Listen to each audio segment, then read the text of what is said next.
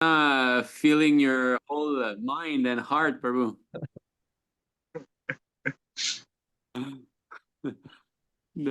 I think your back screen is not working very well. He's truly absorbed. He's absorbed. Wow. Yeah, he's transcendental. He's the personification of Vrindavan. Jaya Radha Madhava.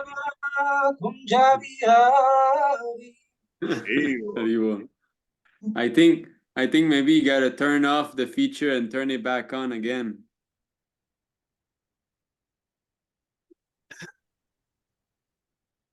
It seems like he's tattooed all over, you know. Yes, Prahlad Prabhu also laughed at it. It was funny. Is it often like this? Or? Yes, Prabhu. It was last okay. also. Okay, all right. So let's see how many we are now. Okay, happy to see some of the devotees joining. So thank you so much. We thought of doing this. I myself wanted to learn actually from you how you're studying Śrīla Prabhupāda's books, how you're reading them, in which format, what time of the day, which technique you have for maybe increasing your desire to read, or which technique you have for learning different verses like that. So I actually wanted to get some tips from all of you. So I thought of doing this session also, of course, for myself. And I'd like to share whatever little I know about studying Prabhupada's books also. The whole idea here is to try to encourage one another to read more and to be more serious about studying. Okay, let me see. Okay, so before we start, I'd like, okay, it says host disabled participant screen sharing. So I think you'll have to enable this. Yes.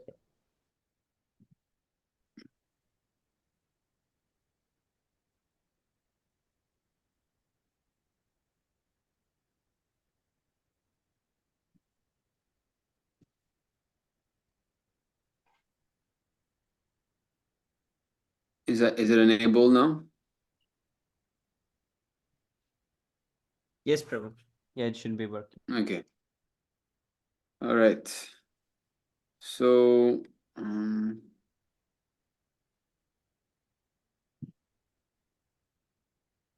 okay, so the importance of hearing is described from the very beginning of Srimad Bhagavatam, actually. These verses are very important to know. So maybe we can read them a bit together, and then one moment. So I will be able to share the screen. Will the others also be able to? Yes, Prabhu. Okay. All right. Give me a second. What is this?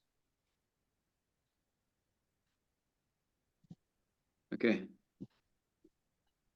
So in the first canto of Srimad Bhagavatam, there's these verses that I'm sure many of you know. So where do I share arc?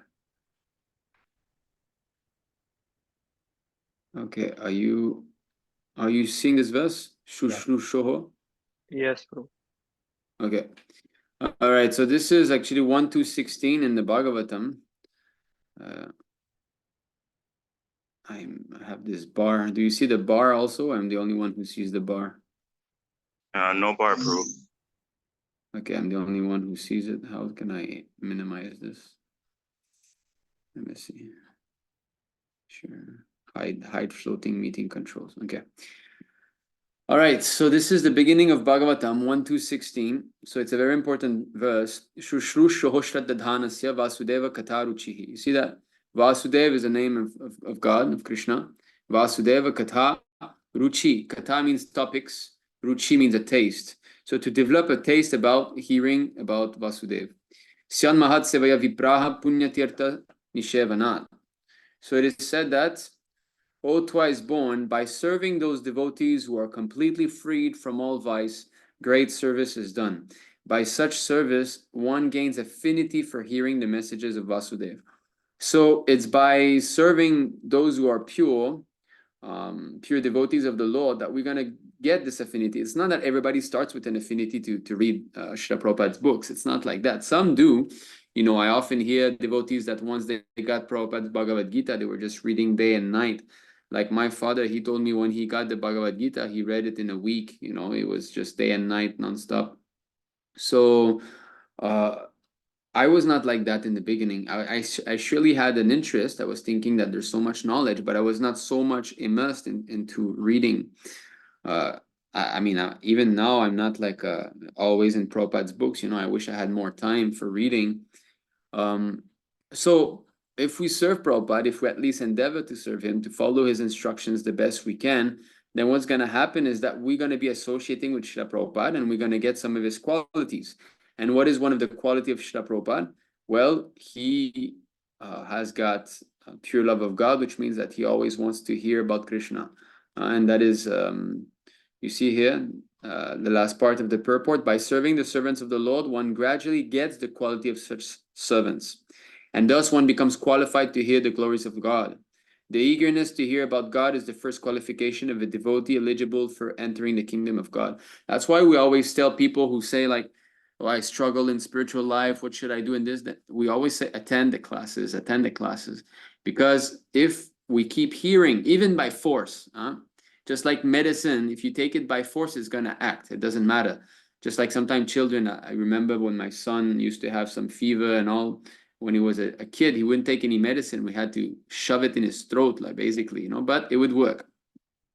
So even though we feel uneasy, I don't like to sit down in these classes, or I don't really like to read Prabhupada books, if we force ourselves to do it, then taste is going to be developed. That's what Prabhupada says.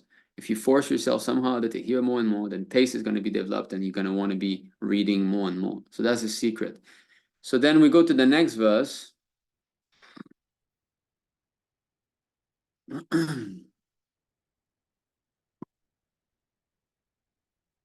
Shrinvatam svakataha Krishna punya shravana kirtana hridyantasto hibradrani vidhunoti suritsatam.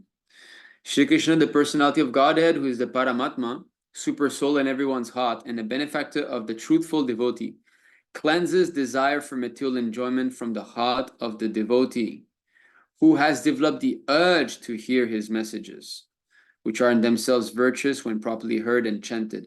So there's a few important points here, is that it's the Lord who is in our heart who's going to remove our material desire. And he's going to do that. He's a benefactor of the truthful devotee, not of the show bottle devotee. Anybody can put on a tilak and a dhoti and learn to play harmonium and sing some nice tunes of Hare Krishna. That's not very hard, you know. And you can become famous doing that. But are you going to be losing your material desires? Not if you're only acting. If it's just a show that you want to put on, then what you're after is adoration and so on. That's not going to work to cleanse the heart. We have to be serious. We have to be sincere. This is a whole sincere process. You know, it's all about the sincerity of purpose of why we're starting to do that. So cleanses desire for material enjoyment from the heart of a devotee who has developed the urge to hear his messages. So if we're not, eager, I want to learn more. I want to read more. What are those new verses that I have not read? Which purport am I going to read? And it's going to be like a hard-bracking purport, something that's going to be some new realizations, right? There's this verse in the Bhagavad Gita that someone who's self-realized is satisfied by acquired knowledge alone and realization. So new knowledge and realization of Krishna should be our foodstuff. That should be our sense gratification, so-called, right? Because the materialists, they're always looking at the next movie to watch, next pizza to order and things like that. And we were like that too. It's not that, it's not long ago we were like that. We go back a couple of years or a decade or two, we were there. So we got to switch that. What is our pleasure in life? Because we need pleasure. If you don't have pleasure, you just, shoot yourself in the head, isn't it? That's why people just commit suicide, because the suffering is just increasing more and more, and there's no more pleasure to life. So boom, they just kill themselves. So life is meant for pleasure. But us, the thing is that we're switching that. But if we stay in the middle, in the middle, like one foot on the dock, 1 foot in the boat, what happens? The boat goes and you fall in the water. You cannot have both. So we have to completely give up the sense gratification, but that's not going to happen unless we develop a taste to hear, develop an urge to hear his messages, which are in themselves virtuous when properly heard and chanted. So properly heard and chanted, the speaker must be bona fide and the hearer must be bona fide also. So that we're very happy to say that in our ISKM we've got this. We've got a lot of sincere speakers and hearers, and therefore we can feel. And why is it that are we going to change? It's because Krishna Katha is none than friend in Krishna. When we hear about Krishna, we actually associate with him. Even though we might not have full faith, even though we might not have full realization, it's going to happen, nevertheless. So, you see, whenever therefore offenseless hearing and glorification of God are undertaken, it is to be understood that Lord Krishna is present there in the form of transcendental sound, which is as powerful as the Lord personally. Okay, so Cheto Darpana Marjanam, we have to be cleansing the mirror of the mind. That's the whole idea. Because the mind is dirty with so many material desire. I want this, I don't want that, I want this. And what's going to happen if you develop that state? Then Nashtapraya Shwabadeshu Nityam Bhagavata Sevaya Bhagavati Uttama Shloke Bhaktir Bhavati Naishtiki. So by regular attendance in the classes on the Bhagavatam and by rendering of service to the pure devotee, all that is troublesome to the heart is almost completely destroyed. And loving service unto the personality of Godhead, who is praised with transcendental songs, is established as an irrevocable fact. So that's a verse that we recite every morning before Srimad Bhagavatam, actually. It's to let us understand that it's important to hear daily, and that's why Prabhupada in the temple, he arranged that daily there should be a Bhagavatam class in the morning. And it really makes a difference, like recently we're at the temple here with the three Matajis, and I started to do these Srimad Bhagavatam classes in Chinese in the morning again. It has been a long time, and now we've been live streaming them. And every morning now we got about 8 devotees online, and of course the Mataji is there with my wife and the children. So all of us together now every morning we're about 13 devotees, and it's been going on for a week, and I can feel the difference. I can really know, although yes, I read Prabhupada books every day, a little bit here and there. Speaking to someone else, Bhagavatam, or hearing, it's really purifying. And this has been going on now, and I can see the Matajis, they're making some improvement, even though it's been only like 1 week or plus of recital, daily recital. So when we do that, what's going to happen then? Everything that's troublesome to the heart will be almost completely gone. So that means this is anartha nivritti. Okay, the stage of anartha nivritti means 75% of all dirty things in our heart will be gone. This number, 75%, is not mental speculation. It's Prabhupada who stated that. So 3/4, everything that's dirty in the heart will be gone. So when you are capable of doing that, then what happens is that the mode of passion and ignorance, although they're still present within you, they're not going to be hampering your spiritual progress. They might come here and then, but you'll be able to crush over them through your sadhana, the strength of your mode of goodness, So that's Nishta. When one is on the Nishta platform, then that's it. Day in, day out, he's strong, spiritually strong, and he's capable of standing and, in difficult situations. So yeah, so Śrīla Prabhupāda explains, we have to serve both Bhagavata, so the devotee Bhagavata, Śrīla Prabhupāda, and Śrīmad Bhagavatam. And then when that occurs, when we are getting cleansed and we become steady, tada rajas tamo bhava kamalobhadayaschaye cheta rataya anadvidham stitam sadve prasidati. You see that? Rajas tamu, rajaguna, mode of passion, and tamoguna. As soon as irrevocable loving service is established in the heart, the effects of nature's modes of passion and ignorance, such as lust, desire, and hankering, disappear from the heart. then the devotee is established in goodness and he becomes completely happy. That's it. And that's the Nishta platform. The previous verse was Anartha Nivriti process, and this is Nishta. So when you come to the mode of goodness, then you feel happy. Then you like doing devotional service. Then you like waking up early in the morning and chanting your rounds, and you like doing Mangal Arti and studying Shastra and all of this. Then it becomes a pleasurable process. But if you stay swinging in the middle between starting devotional service and that platform, then you're in a difficult situation because you don't have real taste.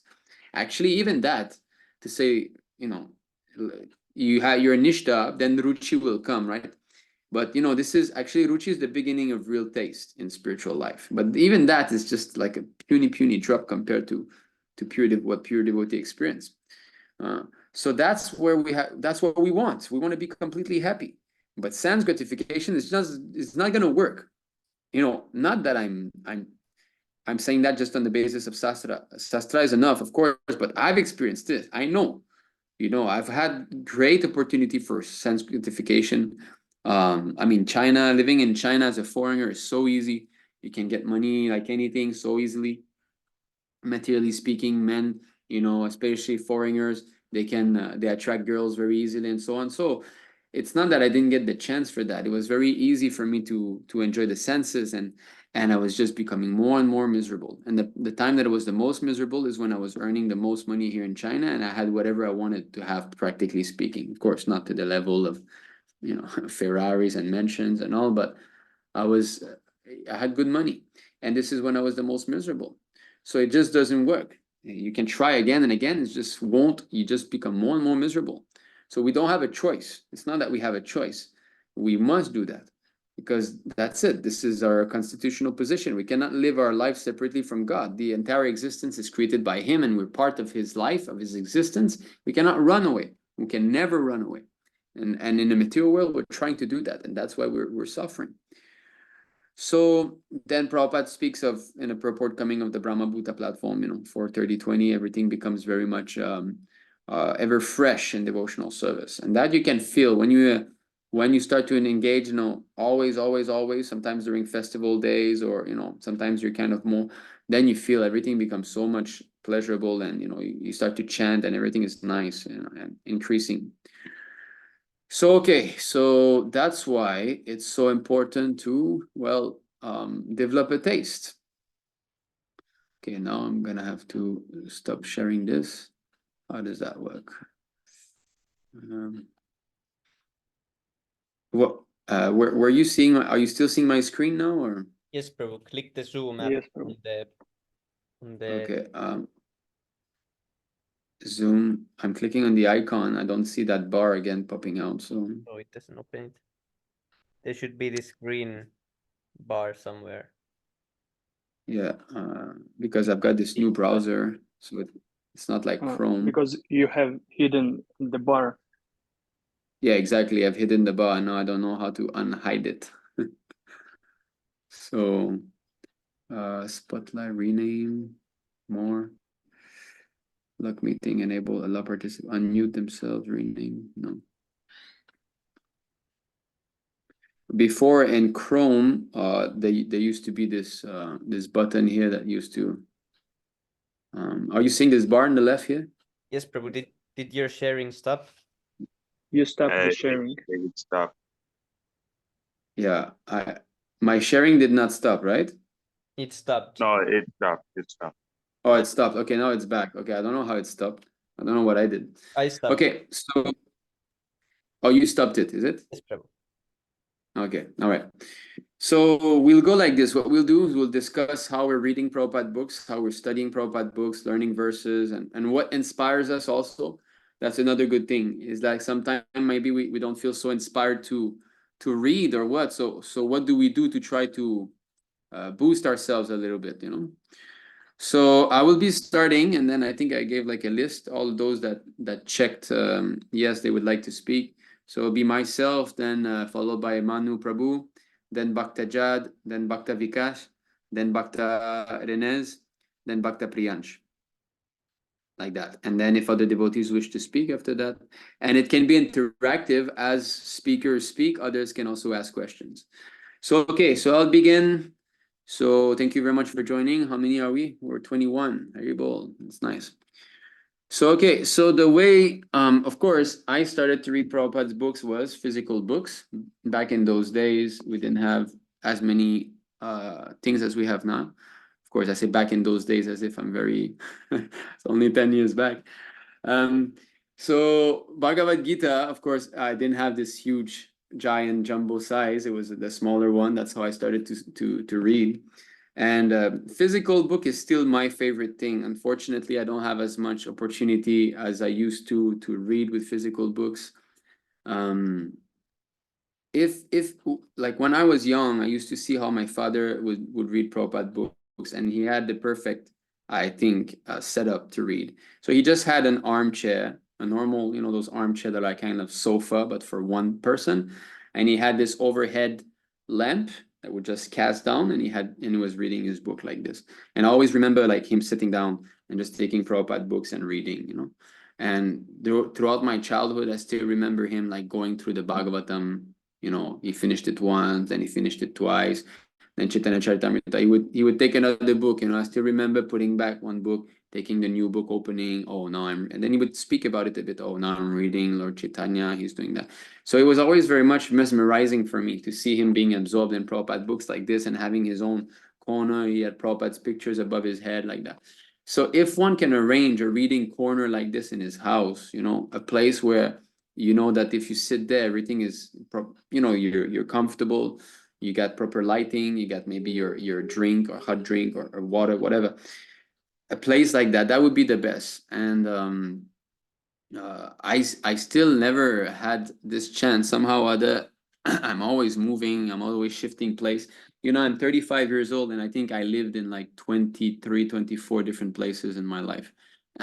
I'm shifting every year or second year, so I don't have this steadiness. But if one of you has got this steadiness, if you're in a place that you feel comfortable, arrange a corner like that, arrange a place where you will feel comfortable to sit down and take Prabhupada's physical books.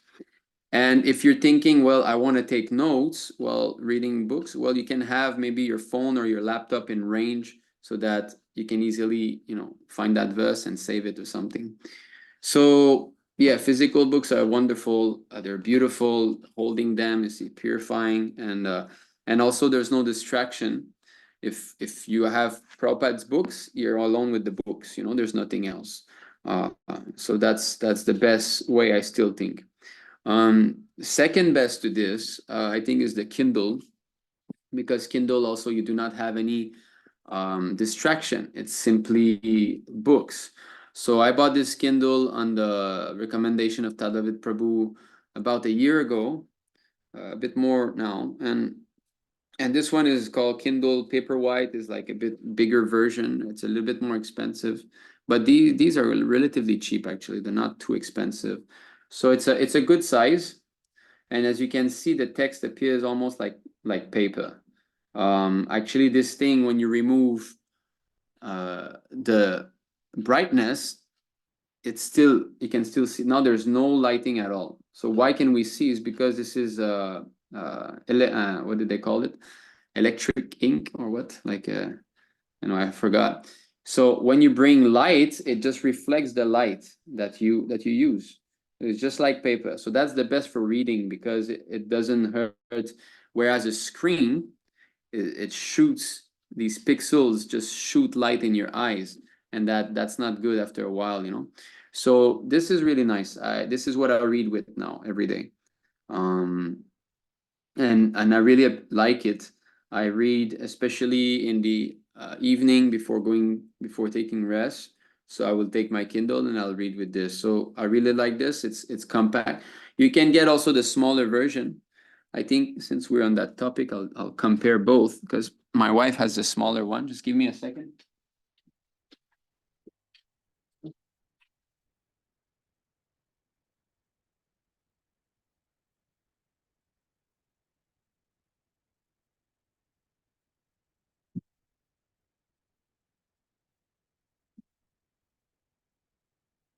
So I'm acting as a salesman for Kindle. We have this new model that came out last year. No. So this is the these two are the last models that came. That's the smaller one. I think the smaller one is also good. It's a good size, you know. You can carry that around and it's easier to carry. And actually, sometimes I find this one to be a bit too big, especially with the case. Especially with the case. But I want to carry a case to protect the screen especially. But I always carry a bag normally, so that's all right. Just one moment, my daughter managed to infiltrate.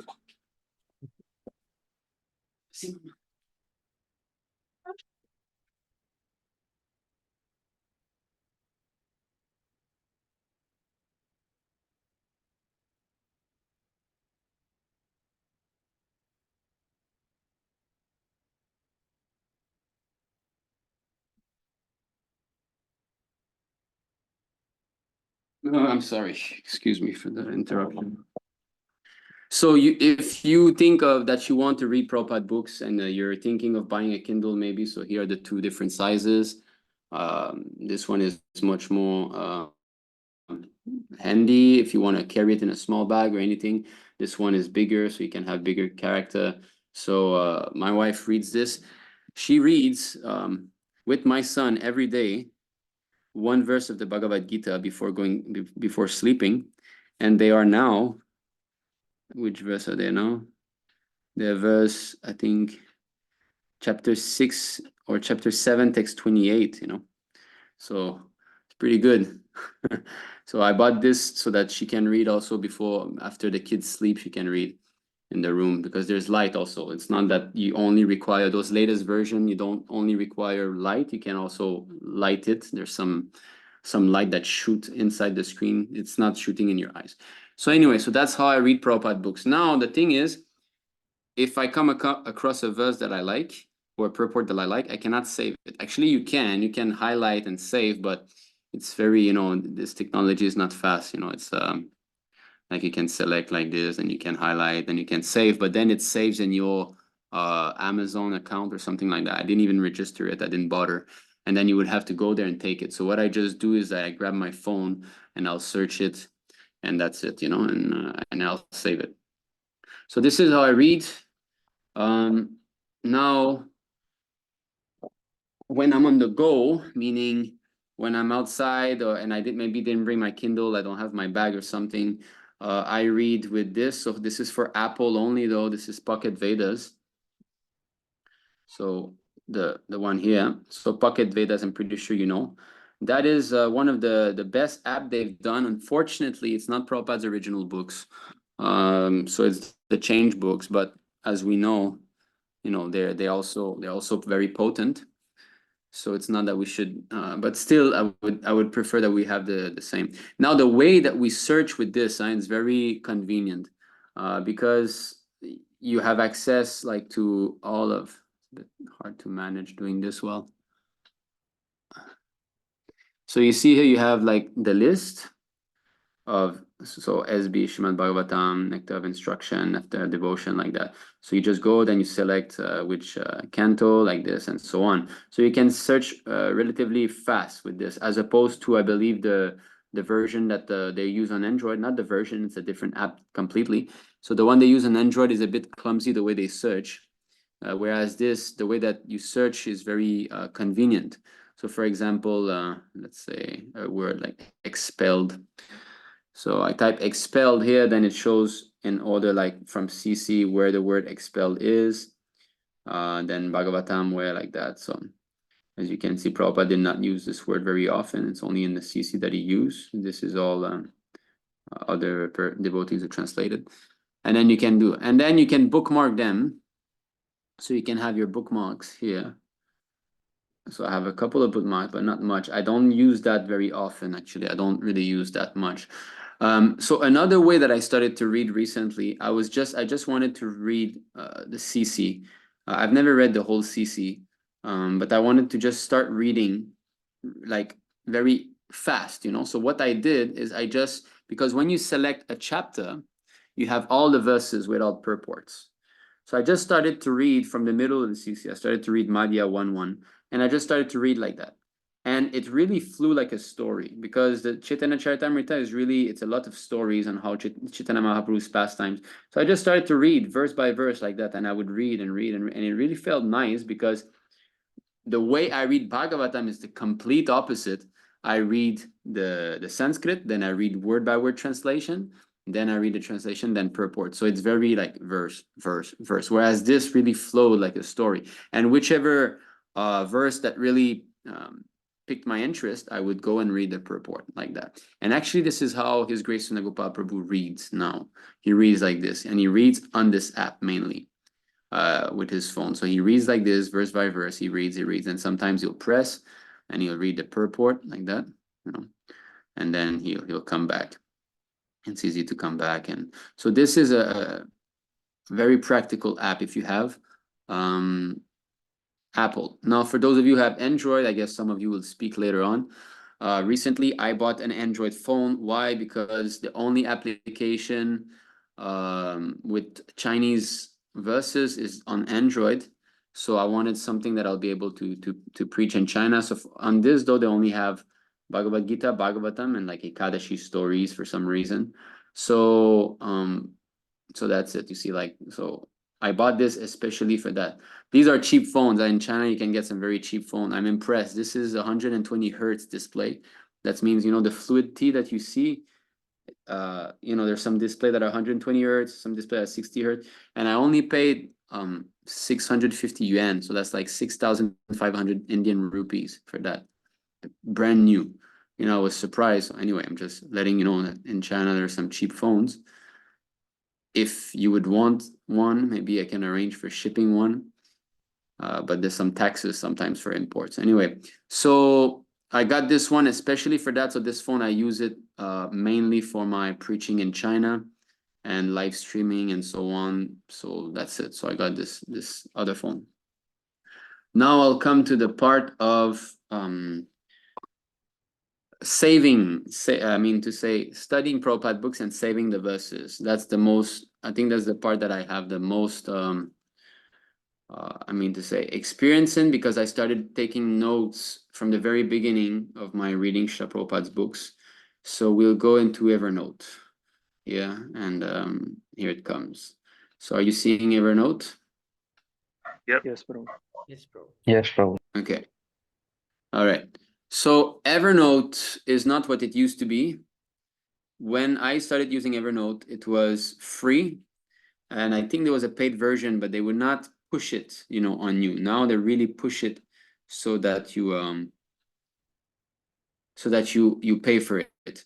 So I would not recommend starting using Evernote if you are starting to take notes now only. I'm actually planning on shifting to a new platform, but as you can see, I have 496 notes, but these notes are not like one verse. It's not like that. My notes are voluminous because I categorize verses and everything by topics.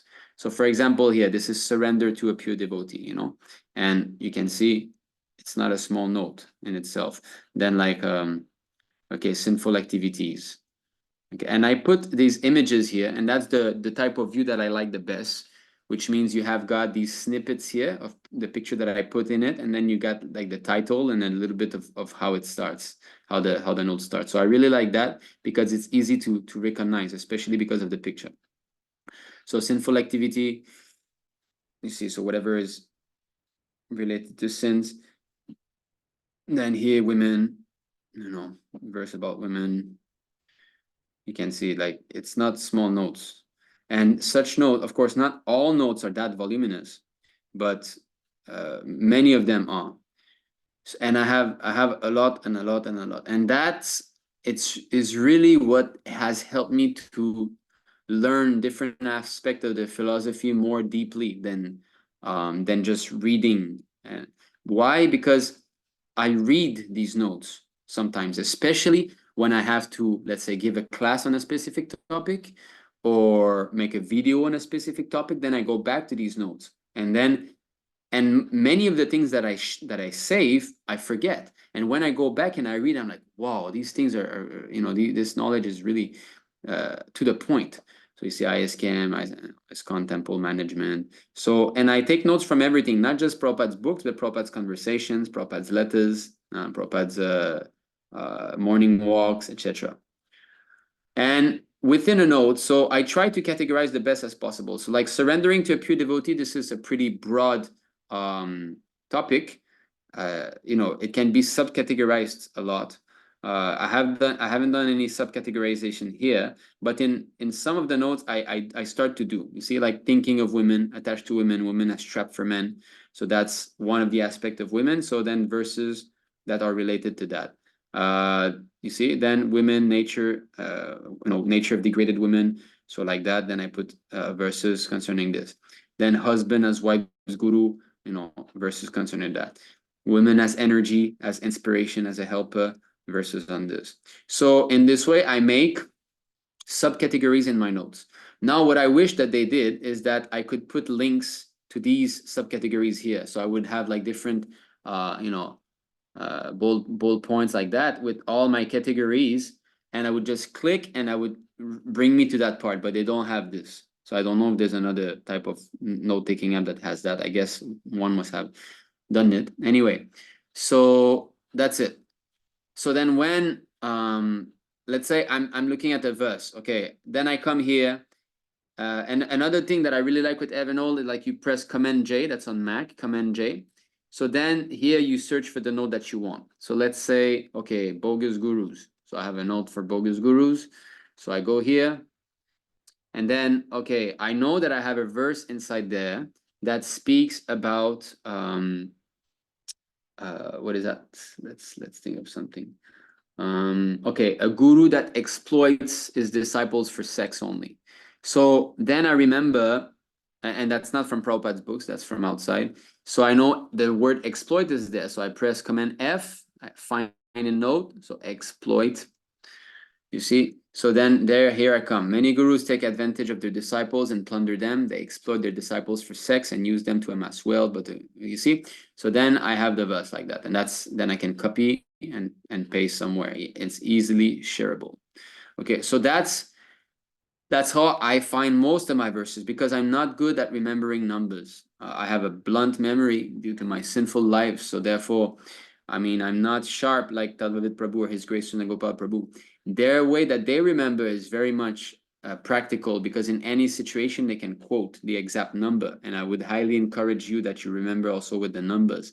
But I have great difficulty to do that. So I have to remember with a specific word. Okay, so for example, okay, my note on mind and intelligence. Okay, I have a note on this, mind and intelligence and senses, analytical study. Okay, I know that in this I've got a verse that speak of the intelligence. Doubt is one of the function of intelligence. So I press doubt. Okay, I have here, then I have 3 places that the word doubt is there, so 2, and there you go. So doubt, misapprehension, correct apprehension, memory and sleep. Okay, these are all distinct characteristics of intelligence. So I found a verse.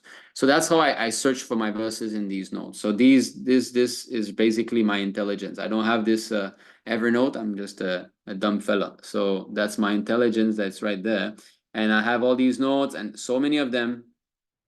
And so when I go back and I want to understand a specific aspect of the philosophy, then I go back and I read, like the Lord's protection. Then I go here and I start to read all the verses that I have on that. Or I want to, so that's very, I would highly recommend everybody to start taking notes in this way, but not with Evernote, unfortunately, as they keep popping out now advertisement so that we buy the full version, and it's very expensive. Like, how everybody gets us nowadays, right? Now it's a subscription. Even though it's a program, they want you to be on subscription somehow. So for 1 year is like, $150, almost $200 or something like that. So very, very bad. So the one that I would recommend you to take a look at, I have not looked yet. Okay, can you stop my screen sharing again? My bar is hidden.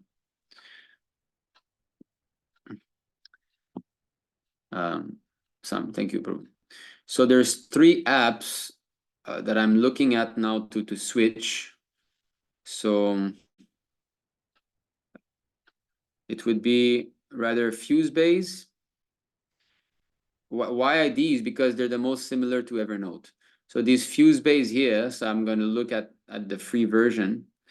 It was formerly known as Nimbus. Anyway, so fuse base, then the other one is Ample Note. So you see, I've kept them here because I still didn't have time to download them and try them.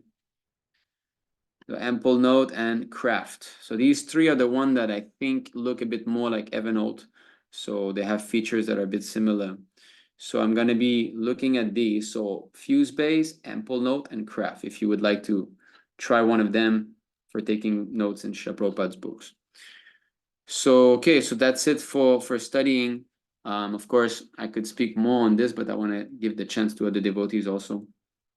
What else? I mean, yeah, and I have it also on my phone, the Evernote, I have it on my phone. So when some devotees ask me some questions, generally I just go on Evernote here also. And it's, of course, it's synchronized. And this is, so when I want to quote a verse and I know that devotee is asking a specific question and I know where to go. So same principle, I will type here, and then I will search the verse, like for example, no compromise. So I'm in my notes, no compromise. So I know there, if a devotee say, but Prabhu, there's other group, Ritvik groups are there, what's going on, are they good about, so I know that there's so many instructions about no compromise that I can share with them that's going to, hit the point. So in this way, whatever a devotee, if I need to somehow or other share or guide a little bit some neophyte devotees, then I'll do like that. I'll go in these notes and I'll read. It's not that sometimes exactly I know, okay, this verse I have to reply. Sometimes he'll ask me a question and I know that in that note there'll be something, and I start to read and I'm like, oh, this is perfect, so Prabhupada is actually the one answering here. So I'm copying and I'm sending that. Then I keep reading. I read more, I'm like, oh yeah, this is perfect too. And then I'd explain a little bit and then boom, I put the other verse. So in this way, you can start guiding other devotees very easily because you know where to go and you have access immediately to what you need to share, So, okay, before we go to another devotee, I'd like to also show this. I'm pretty sure you all know that, the Shloka book. This is how it used to be done back in the days. His Grace Sundagopal Prabhu and Tadvavit Prabhu, Mahaprabhu, Vrajakishore Prabhu, even Prahlad Prabhu. When they started, there was no all this stuff. So it was just this that they had, the Shloka book. And that was really, if you see like Sundagopal Prabhu, he knows most of these verses and he can quote them. I say most, maybe all of them. And he can quote them by number, okay, 1, 3, 25, like that. Because he started by studying that in this book. So this is a very good book. If you want to be also studying shlokas, you can procure yourself this book and try to study. So I didn't speak much on how I study shlokas because unfortunately I don't study that many shlokas, and that's something I would like to add to my schedule, which is a bit filled already. But I really want to be memorizing verses with the number and the Sanskrit and all. And I think that this is something that we could add to the ISKM Vaishnava Sangha group. Just like there are reading sessions, there should be some shloka learning sessions. That some devotees gather together and we go, let's say we start with the 50 most important verses of Bhagavad Gita. Then every week, like 2 or 3 times a week, we gather and we learn together these verses. That'll be good. That'll be a way to motivate ourselves to study, Yes, And most of you are not married and have no children, which means you have got a lot of time on your hand. So please don't take this cheaply. It's very valuable. It's something you have. I know that Jani Prabhu knows what I'm talking about. So having children is just so much time, gone. Of course, we must do. It's not that we complain. We have to do, but it's a fact. It's not the same thing as being brahmachari. So you've got a lot of time, so don't waste it. It's the best time now to learn verses, read more, even sharpen your mridanga skills, harmonium skills, learn some tunes, everything. Try to equip yourselves with skills, spiritual skills that are going to allow you to be able to preach in the future. Because praying mridanga is very important, actually. If you get one good mridanga player in a yatra, you got amazing kirtans already. But if there's no good mridanga player, then every kirtan is going to be the same. Tum, tikka, tikka, tum, tum, tikka, tikka, tum, tum, right? But if one mridanga player is there, he can, boost up the whole energy. Harmonium, same thing. You know, a couple of tunes, at least every time you can play the same tune. Doesn't matter. At least there's some harmonium going on. So like that, you're young, you're not married, you have no kids, please do something. All right, so I'd like to pass the mic to Manu Prabhu. But before, yeah, you have a question, Manu Prabhu, right? So yeah. I was hoping we can ask some questions. yes, please go ahead. When you're quoting many of the reports and slokas and everything, it reminds me of how Prabhupada says, cram each and every lecture with my purports and everything. So do you feel as though that most of the time, like, you're not speaking, you just feel as though that you're just pretty much like a medium for Prabhupada? Or how would you feel? Like, because you're not, like you're saying, this is Prabhupada speaking. So how do you feel? Yes. Well, that's the goal of that's our goal, is to become this transparent via medium between Prabhupada and the neophyte.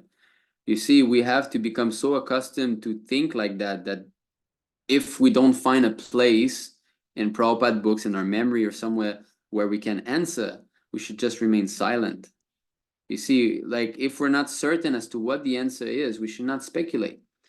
Whenever someone asks us a question, we should always go inside and, okay, where did I read this? And then Krishna will help. Krishna will give the inspiration. He will bring the memory, and he will, okay, you read this there in that specific purport like that. So then, okay, then you go and find it. So yes, it's completely being a via medium. Actually, the knowledge comes from Prabhupada. It doesn't come for us, right? So we don't try to, and that's what's special about ISKM, is that we always try to bring people to read Prabhupada book. You ask a question, we show from Prabhupada. Whereas in other groups, they put themselves in front and they answer, isn't it? You ask a question and they'll talk. It's because of this, and there's this story that says like that, and blah blah. So how do you know that you're actually being properly guided? How do you know that it's bona fide the answer? So yes, it's definitely a feeling that we are an instrument. Prabhupada is somehow still preaching through us, and that's the success of a devotee's life. When a devotee becomes a via medium of Prabhupada, that means he's more and more successful. So sure, it's not that I know all this stuff. Actually, I don't realize most of it. Definitely not. So who is actually preaching here? Actually, it's still Śrīla Prabhupāda. So yes. I think there was some comments. Let me just chat. Let's see. So Hare Krishna, everyone. Hare Krishna Bhaktaja, Hare Krishna Luke Prabhu. Thank you, Bhakta Luke, for joining. Very happy to have you here. Sami Prabhu is saying it's better than paper, so I guess you're speaking about the Kindle. Sanchit Prabhu is saying, Hare Krishna, should I invest in a Kindle device for reading Prabhupada's books? What's it feel like to read Prabhupada's books on a Kindle device? Yeah, it's as Sami said, it's pretty much like paper. But the thing is that it's quiet, when you read on phone, you cannot really focus. There's so many notifications and other apps, and very easily you can get distracted, but a Kindle is much easier. And you can carry it around. That's another thing I forgot to mention. Well, I did say, but it's an advantage that instead of bringing this outside, of course, there's a smaller version. Not that I did that on purpose. I didn't have a smaller one here. You bring this. You see, so it's very easy. You can carry that in a bag. So if you're in a bus or anywhere, you just take that out and you start to read. And it's very nice. It's convenient. You got all the books here. And it's just like that, page by page. So it really feels like you're reading a book. So if you've got some money spared, yes, I would recommend that you invest in a Kindle. And you can contact some of us. We've got all the files, so you don't need to buy them. We can just send you the files. Very easy. You plug it to your computer, you transfer the files, and voila, all the Prabhupada books are there. And you can also The thing is that it picks up where you left off, you know. And this thing you need to charge it like once. Like this one, I bought it a year ago. I charge it 3 times only. Literally, I bought it a year ago. I charged that thing 3 times. It just lasts weeks, you know. The battery depends how much you read also. So it picks up where you left it. So if I want to, okay, I'm reading Bhagavad Gita, but I'm also reading at the same time, let's say Prabhupada's lectures. So I go to Prabhupada lectures, then it picks up where I left the lectures. So in this way, you got, you know, you can read different books at the same time if you feel like it. And in the beginning, the feel is like, why this thing is so slow, you know, it feels like 1968 or something. But it's not, you'll get used to it and you start to like it because it doesn't hurt the eyes and it's very pleasing to look at and so on. This one has got less reflection than this one. This one, the screen is flat, with the border, but it has a bit more reflection of the light. This one is even more paper-like. It has even less reflection. So, I mean, that would be a very good one to buy, actually. If you like bigger screen, then go for the paper white. And I think if you have an Amazon Plus account or something, they're like really, really cheap. You can buy it on Amazon. So, or you can buy it secondhand also. This one I bought like a secondhand, but it was brand new out of the box. He had not used it at all. So it was cheaper. Okay, let's see, other question. Manu Prabhu is saying very easy to be consistent reader with it. Yes, I agree. So Hare Krishna, all of you who are.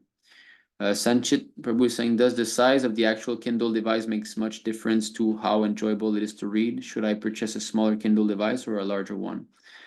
Sami is here saying Paperwhite 511 Gen. So that's the one I have. 11 Gen, I believe, is the last one. That's a good size. If you like a bit bigger size, that's good. As I say, this is also okay. But if you want a comfortable reading experience, that is definitely more comfortable. But if you want something smaller, it is relatively smaller in size, as you can see. But if you prefer, if you don't mind bringing this, I do not mind now. I most of the time have a bag when I go outside, so that's okay. And if you don't have a case, it's really small actually. With the case, it actually makes it quite bulkier. Manu Prabhu, for me, I use small size. I can take anywhere, even in pockets. Otherwise, the big one has larger screen. Yeah, that's it. Dimitri Prabhu is saying my favorite device, the whole library in your pocket, and the battery lasts for a month or something. Yes, exactly. Paperwhite is waterproof, flush, wider screen, and yellow light. If you don't need these, then yeah. So that's another feature. There's yellow light, which means I have set up mine that automatically in the evening it will become a bit more yellowish. So that means it's easier reading, whereas the small one has got white light only. So in the dark, if you like to read in the dark before sleeping, this is white light. It might not be so comfortable to the eyes. This one can adjust, you know, for so the eyes don't get too much blue light. So Dimitri says screen size matters, so he went with the Paperwhite. When I read on Kindle and I need to save a verse, I use Gita-based app on my phone. Highlighting in Kindle is good, but sometimes I need to write my own notes, so the app is the only way. So yeah, so he has his phone next to him and he saves, so same thing. So I do same way by topics. So Sani Prabhu says he also saves his notes by topics. Where are these from? Sami Prabhu is at 109:45. What are you referring to? It was the notes on the woman one, the last verses. Oh, when I show the notes on women? Yes, Prabhu. 109:45. I think it's a note that I added yesterday. Actually, yesterday I was doing some research. There was someone who asked, where is it mentioned in the Shastra that the spiritual master takes away the sin of the disciple? So I had to do some digging. So I found it in Hari Bhakti Vilas. There's an actual verse. Oh, yes. But Srila Sanatan Goswami was quoting from another Shastra. So I found the original Shastra, and while finding that verse, I found some other couple of interesting verse. So I had saved that verse on women, which was what is that? It was a screenshot, right, that you saw? Yes, oh no, maybe like it's not. at the end of the notes. Actually, the only screenshot I think I have here is, I don't think you got the number proper. I think it's There was like 11. many many similar numbers, like back to back. Many verses. Yeah, there was like 45, 46, 44, 43. It was like I think maybe it's events. Mahabharat. Let me. Yes, bro.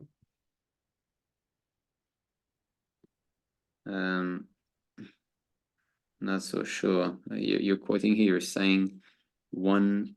What is it? 1:109:45. I don't know. I've got a lot of, so you see, like I don't even know. Like got so much things saved, but that's good because when I make, like, for example, a video on a specific topic, then I really dig into these notes, and so much more is coming back, and it sharpens my understanding on a specific topic, and that's how I managed to do like the last video on Riddick system and all of this. Okay, I don't think you have the proper okay, yeah, Garuda Purana. Yes, bro. It was Garuda Purana. Yeah. Okay, so with this, I hand over the mic to Manu Prabhu. So, Manu Prabhu, please. Hare Krishna. Please Hare- accept my humble obeisances. So, Lord Prabhupada. Hare Sai Karti had a question, but I don't know if he's able to ask. Yeah, Yes, bro. okay. Is it okay if I can ask? Or Yeah, sure. Please go ahead. yes, Prabhu. Prabhu, actually, like a few days back, I mean, especially on this matter of preaching, where you're saying that you store your notes, and then like if anyone asks a question, you kind of like copy, paste, and share it to them. So I also try to take notes, and then like I take like paper notes, like handwritten notes, because I kind of like that. And when I'm meeting my friends, let's say in like my university, and sometimes I preach to them. So the question I was having is that sometimes, Prabhu, when I lack spiritual inspiration, or maybe, I'm just procrastinating to do my rounds and I haven't heard properly that day. Mostly in those kind of days, I feel that when I'm actually properly fallen, only in those kind of days, I kind of get opportunities to actually preach like face to face to some of my friends. And it has been like a very regular occurrence over the past one year, I would say. So every time I fall down, somehow or other, I would just kind of get a friend to speak to for hours on end. So I was just thinking that, and of course, after that, I'll feel like really good, especially if they took a book. If not, also, I'll feel really good. But yes, bro. Yeah, So, but Krishna I works in mysterious ways, huh? yes, Krishna works bro. in mysterious ways. He knows how to inspire us. He knows how to give us some lessons also. So, what you can learn from that, you can learn that you should always be sharp in your sadhana so that you can help others. That's one thing. Another thing is that Krishna is giving you opportunity to speak about him, even though you might not have planned that in your day or you don't feel like it. You're forced to speak about him, right? So, yeah, Krishna is always there trying to help us. Prabhupada says Krishna every second is giving us an opportunity to serve him, but we cannot see. Every second is always an opportunity that we can serve him. Okay? So yeah, so Prabhu, you're writing your notes on paper. So I don't know about that because why do you like to do this? I mean, like Prabhu, like I have a very, unfortunately, because of my phone usage, I have a very low attention span due to these shorts and reels. So, whenever I try to type something out, and then there are so many apps and this and that, I just get too distracted. And the way I take notes is I sit in the last bench of the class, so the teacher is maybe blabbering something. I open Veda base, and then I don't take notes based on Prabhupada reading. I mean, reading Prabhupada books. But for example, recently I heard this verse, Nectar of Instruction, verse 1. So Tatwit Prabhu was saying a lot of nice things, so I wanted to note them. So after hearing, I just try to remember, and then I just try to make point by point notes based on like some That's mind good. map kind of thing. That's nice. That's good for your own realization also, and it's good for preaching purposes with logic and philosophy and all. But when it comes to showing verses to others, especially in India, because in India they accept the scriptures, So when you show verses, generally most people will accept from the start. Whereas in the West, you need to go more about logic and philosophy, and but in India you can show verses. So you should somehow start to know how to do this, because this is how we're being trained, right? His Grace Srila Prabhu is training us like this. And so at least maybe you can carry that. You can buy this, right? There's no distractions, and you can learn the verses, and you can show. If you start to learn most of them, then you remember, oh yeah, and you can maybe like put some stickers, they have some color stickers here. So maybe you can remember which verse you like the best, like that. So, because you should start to learn that, because as you progress spiritually, you have to start to guide others. That's one of the steps when we advance spiritually, is that there's newcomers to the movement and we must preach to them. So by preaching, by knowing verses and all, that's the best way to preach. That's how we're being trained in ISKM. So somehow they try to find a way. Yes, Prabhu. Prabhu, actually, like the reason I was saying all this is because my question was that, like, usually when I'm spiritually down, I get these opportunities, but sometimes I do not. But then I feel that when I get these opportunities, and then after whatever little I know, after I share it, I feel really good. And, like my mind is like kind of in one place for like at least an hour or two. And then I feel kind of inspired again. So I was thinking that, like, if whenever there are days where I lose spiritual inspiration, is it like a good idea for me to force myself to kind of just somehow or other, just whatever little I can do, engage in Lord's service? Or because I was having this thing in my mind, because I read this verse that one who has not properly heard from the spiritual master, and who is not fixed in following all the rules and regulations, he's not fit to be preaching, or in other words, he's not fit for kirtan and preaching and so on and so forth. No, So that was you are hearing properly. There's no doubt that you're hearing properly. The thing is, you preach what you know. That's all. Whatever you know, you can speak these things. And anyway, people you meet in the street, they don't need to hear very advanced stuff, right? You try to convince them that material life is useless, and try your own experience, your own realization, you speak that. Don't try to act higher than this, and you will have an impact. If you just try to speak sincerely, not trying to be a show bottle, that will have some impact on the person. But Prabhu, So yeah, don't think that I should not preach because it says only one who has heard. Don't worry, you are qualified to speak as much as you know. Don't worry about this. but Prabhu, the second part was about the regulations, right? Sometimes, like for example, waking up in the morning is a must. That is basic. And chanting 16 rounds earliest is the best. Not that at 10 o'clock I still have some 6 rounds to do, and so on and so forth. So in this kind of a situation, I kind of have a mental, like, what am I doing? I didn't even chant today, but how this person's here, should I like really try, or should I just? Yeah, but that's good. That you feel bad is good. It's a sign that you're sincere, you're serious. If you didn't care, that would be bad. So this feeling bad that I know I'm not doing anything, I haven't read, that means you're not giving up, So this repentance is proper. Everybody goes through that. As we start our spiritual life, of course we're not going to be able to be steady. That's why there's nishta and there's anishtita bhakti. Before you reach the nishta stage, you're in anishtita. Anishtita means unsteady. So these things are meant to be. It's normal. What you're experiencing is something normal. But don't think that okay, I'll just stay here at this platform. No, you should not like that. And that's what you're telling me, you're not liking it. So that's good. Just like when you're on a rocking boat, you should not like this. You should want to go on land and be steady, right? You want to cross as fast as possible. So we should not like be, what is this? My mind is always disturbing me, I'm always having these dusty thoughts, or what kind of life is this that I have to be stuck in this kind of conditioning? This kind of realization should come. So that you feel bad is good, Prabhu. So don't worry. You preach whatever you can, all right?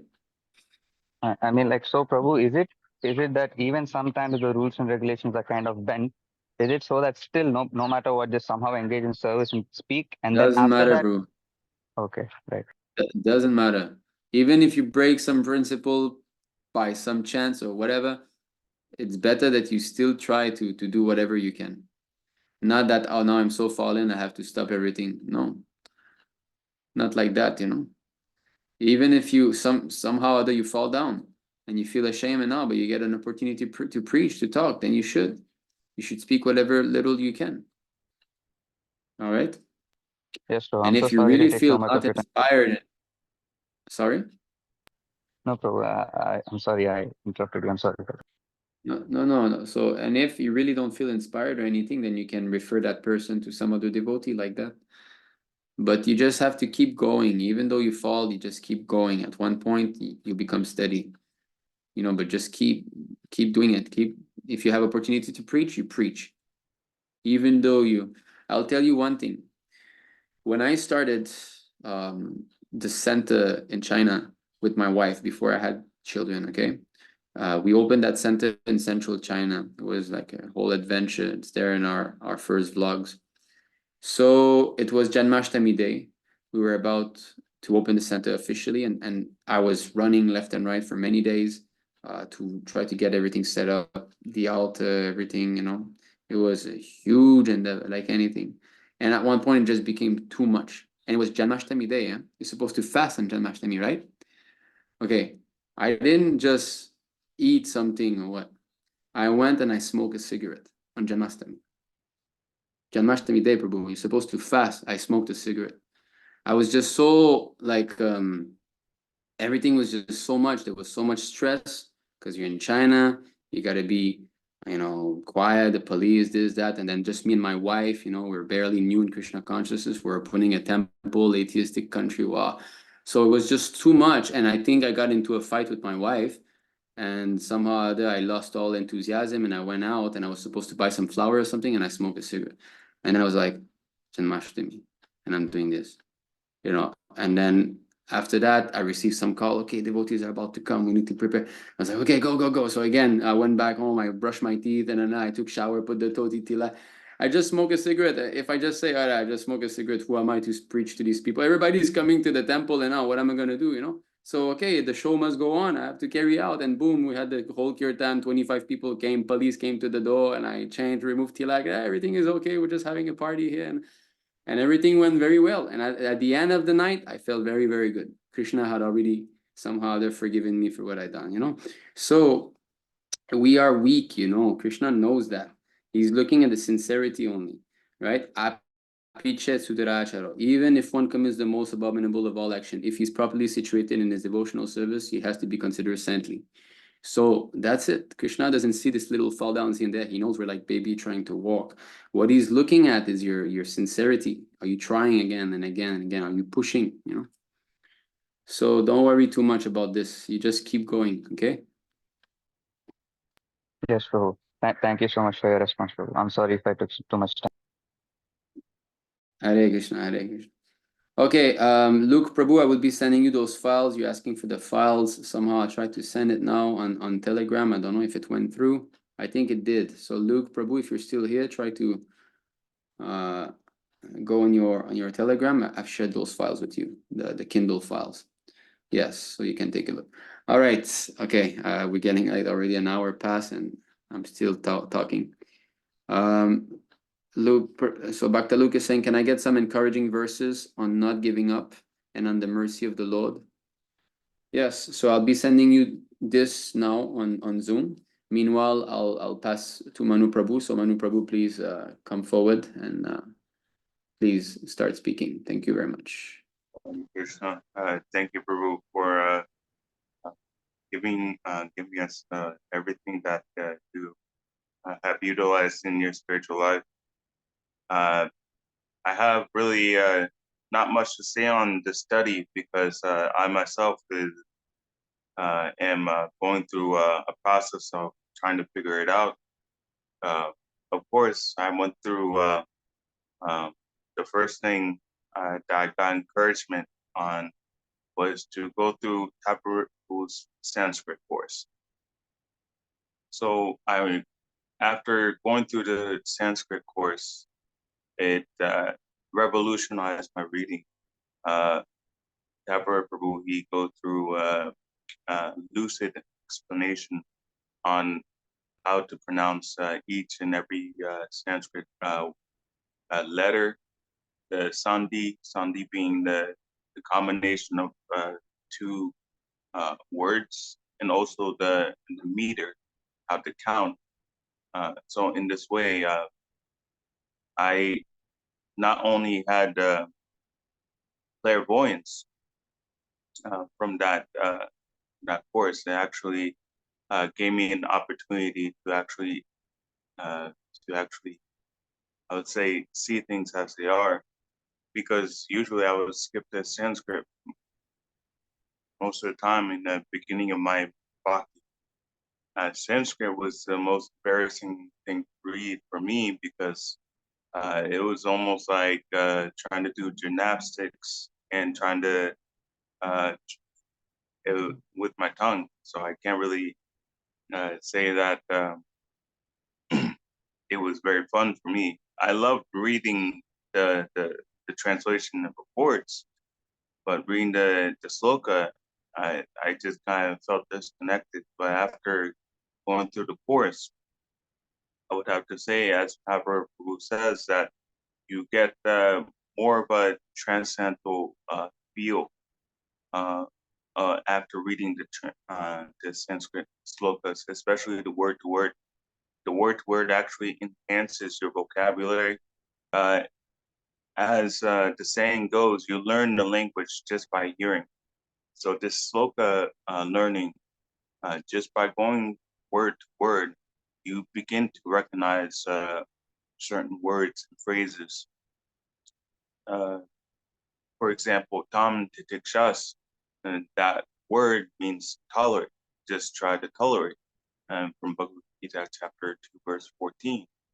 And so, in addition to my memorizing slokas, the word to word actually enhanced my understanding of slokas, because it's not enough to have the Sanskrit memorized and also the English translation memorized also. You need a via medium, which is the word word. You need to make a map out what does the first line say and where does it connect to in the English translation. I wish I can make a, yeah, I can, hold on. Let me just screen share for a little bit.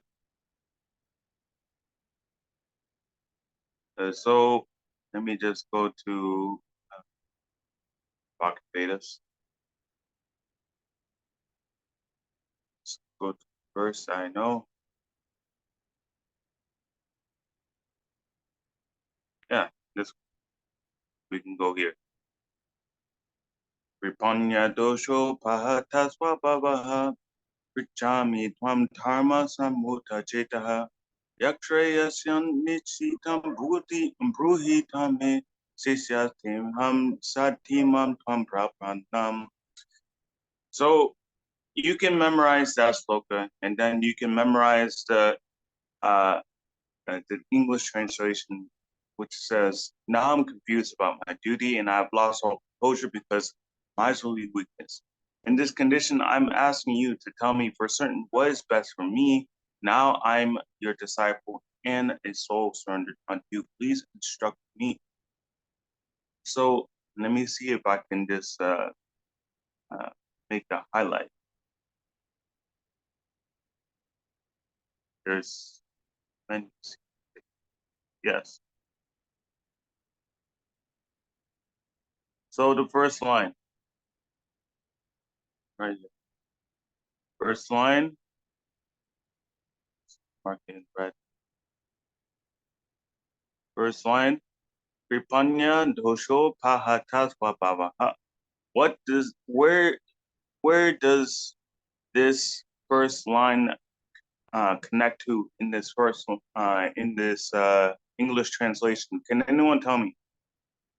Without looking at the word to word, can anyone tell me where does this first line connect to in the translation?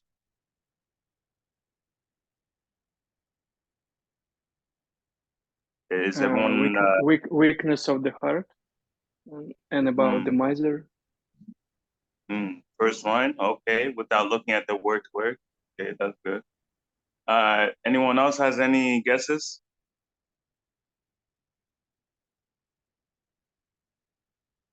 Okay, all right. Well, So let's look at the word kripunya, of miserly weakness, dosha, mind the weakness, upahata, being afflicted, swabhava, characteristics. So these are 3, 4, 5, 5. So these are 5 words translated from word to word. And if you connect these here, now you can see. So it says pripanya, miserly, miserly. So miserly, oh, miserly. Osha, by the weakness. And then upahata, being afflicted. I am now confused about my duty.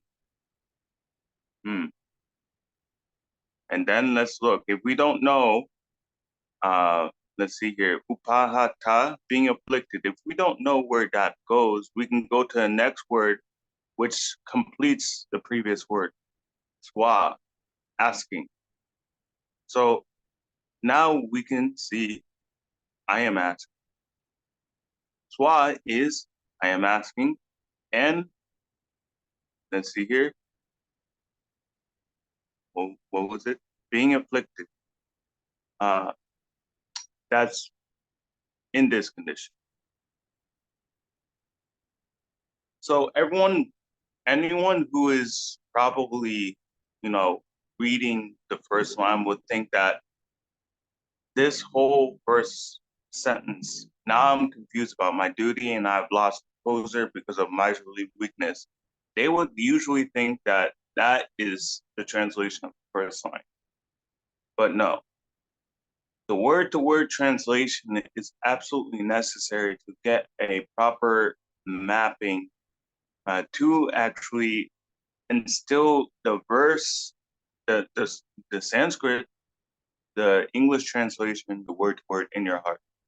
Because without understanding, then the understanding, the knowledge, without the knowledge, the complete knowledge, then it won't be beneficial.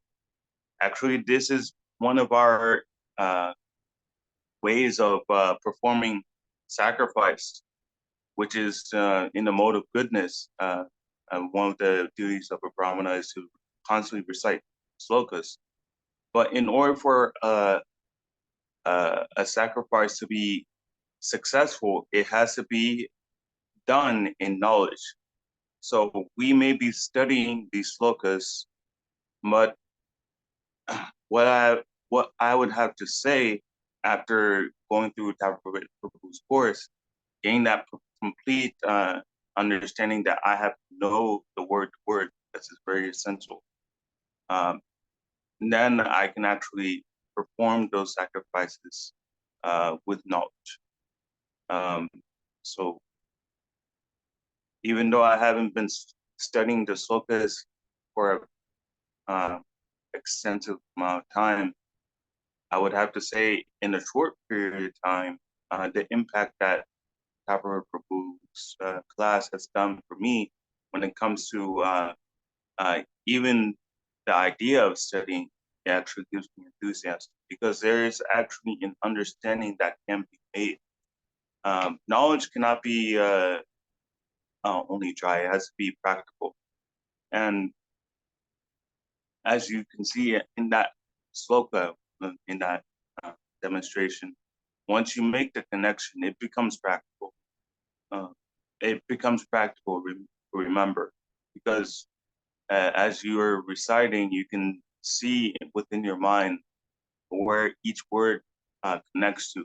It becomes easier to remember because you can say "tam titikshas" over and over again without knowing the meaning. But when you know the meaning "tam titikshas," just try to tolerate, then it becomes more easy to instill in your heart.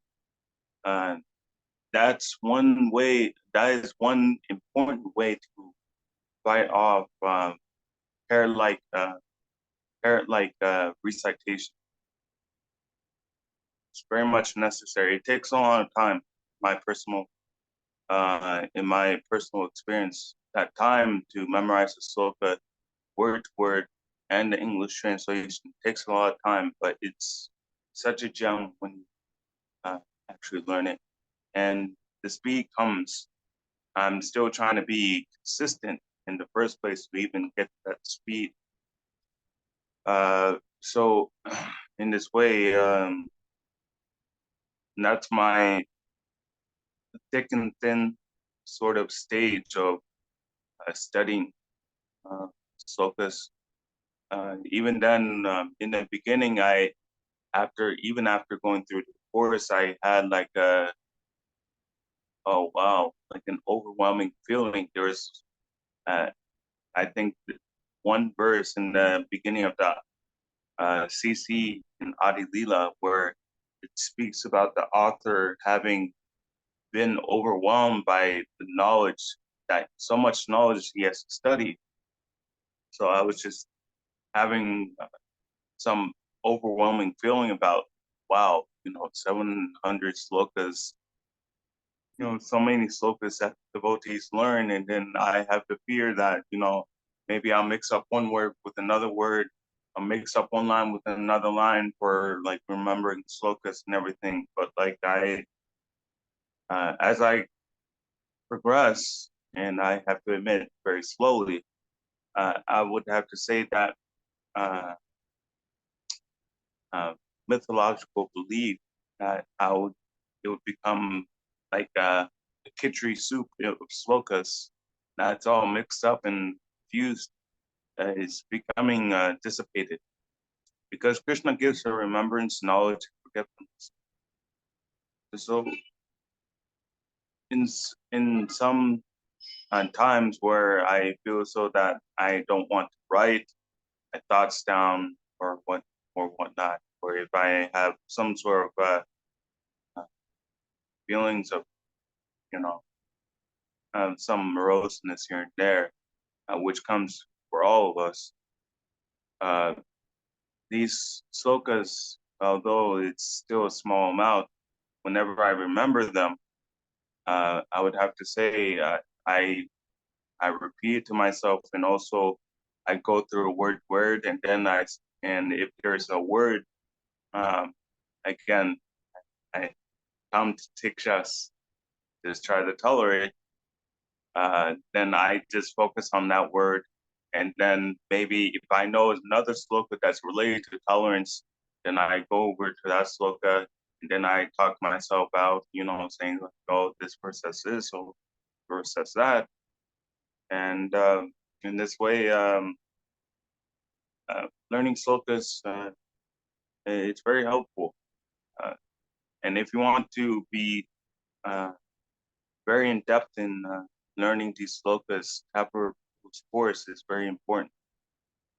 So any devotee who is very sincere should go through this course. Everyone has the opportunity. I had no idea I could go through this course because it was several videos long, 1, 2, and sometimes 3 hours long each video. But day by day, I tried to cut them down by 30-minute or 40-minute session, and that would be for one video. And after I'm done with one video, I'll go to the next. I would have to say it's consistency. That consistency to try to go through in small bites, small chunks, actually helps. That's the first sort of advancement, that sort of push that you can give yourself, and also from other devotees, to encourage the devotees who want to be better, to encourage them to actually try to be consistent in their efforts. Just as when we're starting in the first stages, chanting 1, 2, or even 3 rounds a day, we can try to be consistent in first establishing a foundation by a set amount every day, and also setting a goal, a set goal, as we are already doing in our Istogoshi session, which was inaugurated by His Grace Bhakti Prahlad Prabhu and coordinated and delegated by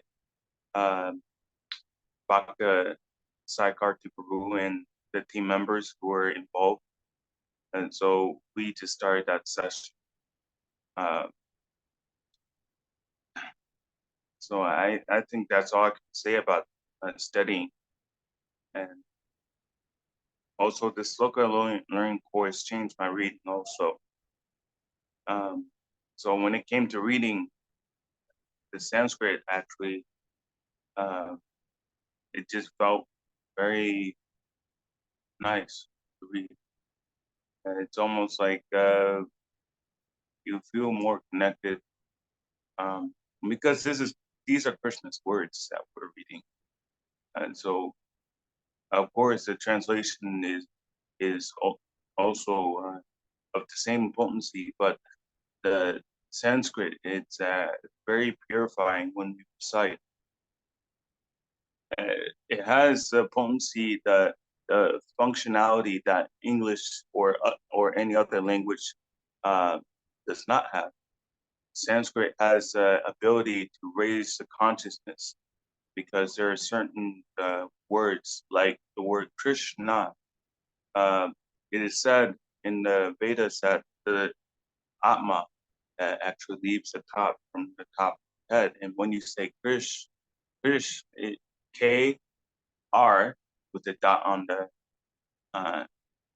under the R, and S with the dot under, your tongue kind of flips up when we say Krish.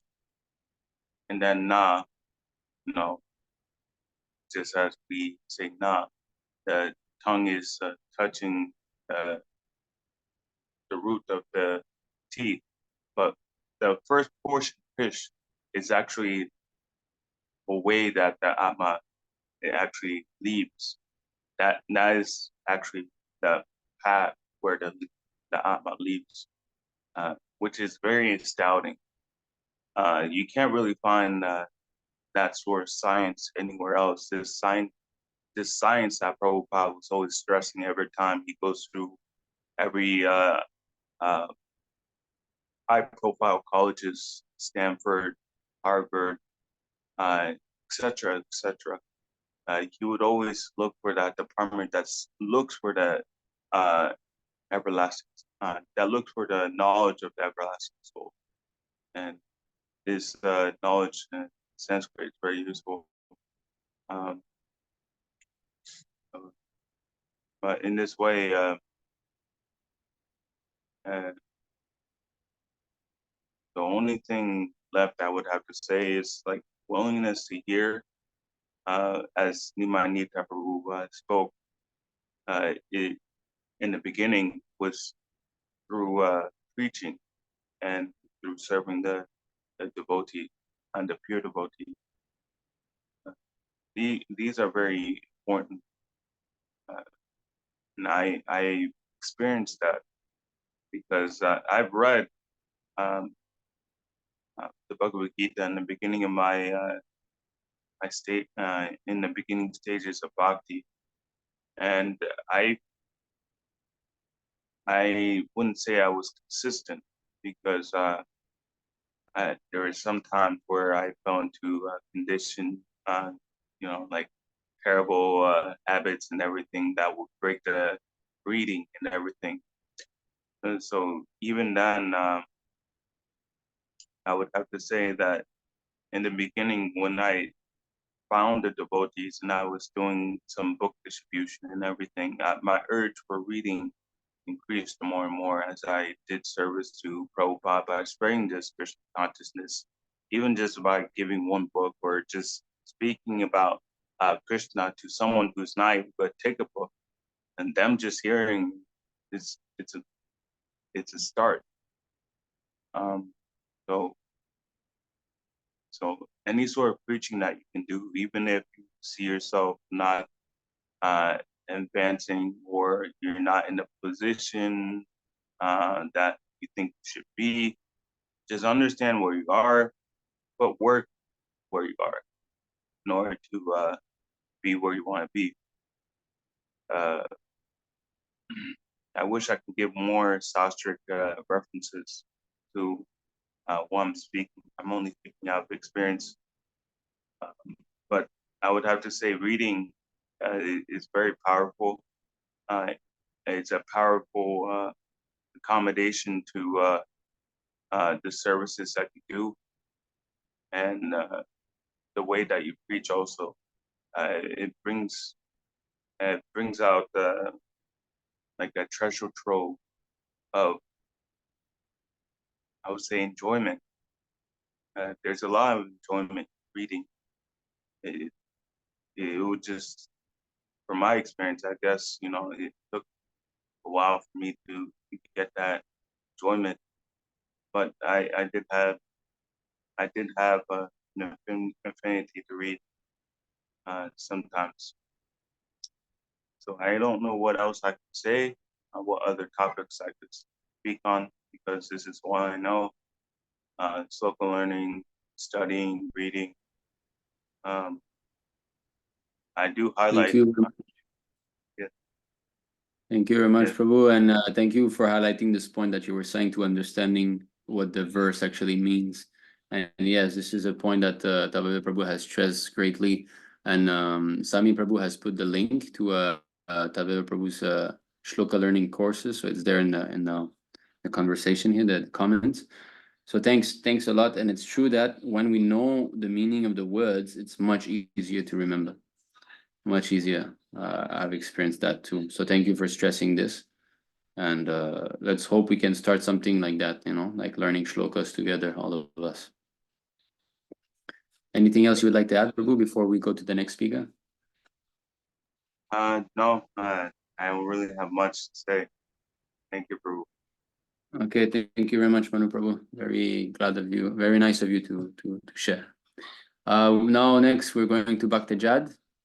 So Jad Prabhu, please enlighten us with your realization. Hare Krishna. Hare Krishna, dear Prabhus, please accept my humble obeisances. All glories to Śrīla Prabhupāda. So, actually, I have no order how to present the things I have in mind. I will share what I realize a little bit. So, I would like to start with a verse from Srimad Bhagavatam. If someone can put it on the screen, I do not know how we can do it. It is Srimad Bhagavatam, first canto, first chapter, verse 6. And it is the end of the purport by His Divine Grace, the very end of the purport, where Prabhupada says, the Acharya or the Goswami must be well acquainted with all these literatures. To hear and explain them is more important than reading them. One can assimilate the knowledge of the revealed scriptures only by hearing and explaining. So this is so important, and I realized how true it is in my own life. Before preaching, I was just reading, and it is very nice. I discovered Krishna consciousness through Śrīla Prabhupada books, and I knew I found everything I was looking for. So they became very precious to me. But I was just keeping the knowledge for myself, and I didn't know how to present these things. And then one day, some Mataji on internet, she saw one of video I posted, and she asked questions, and I was electrified by this. Oh, I must quote from this. In Isopanishad, he said like this. In the Gita, this chapter, it said like this.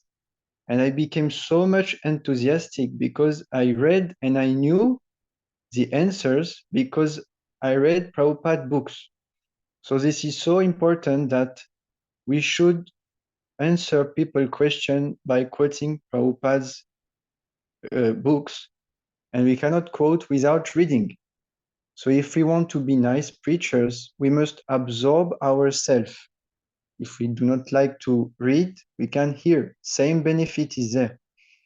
But when you quote from the Shastra, and people, they really appreciate, as this is one thing I realize here, at least in France, when I do some lecture, and the moment when you quote a verse in Sanskrit, people, they think you are a big scholar, although you just quote some verse.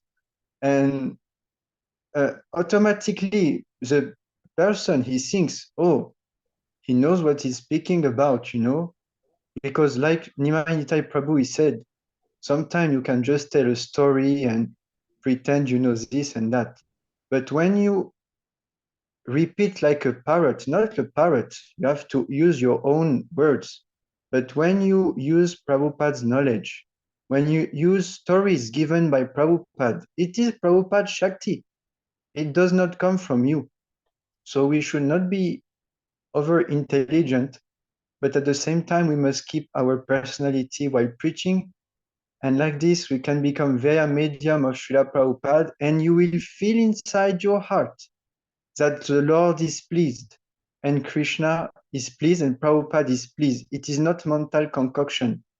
When you preach to someone and he asks question, and you just repeat what you read, what you heard, inside you have no anxiety. You are peaceful. You know, oh, I have done something nice because Krishna is happy and Prabhupada is happy. So we should not concoct things. And by explaining, by preaching, by repeating, you assimilate the knowledge. Otherwise, how we will realize? And when you repeat to someone, everything becomes clear in your head and in your heart. So if you read Prabhupada books, please try to preach. And one thing about preaching, just by preaching, you realize what you read. So for example, all pages, Prabhupada says the life is suffering, people are in anxiety, people they become old and they die. When you go out in the street, you see the books in real life.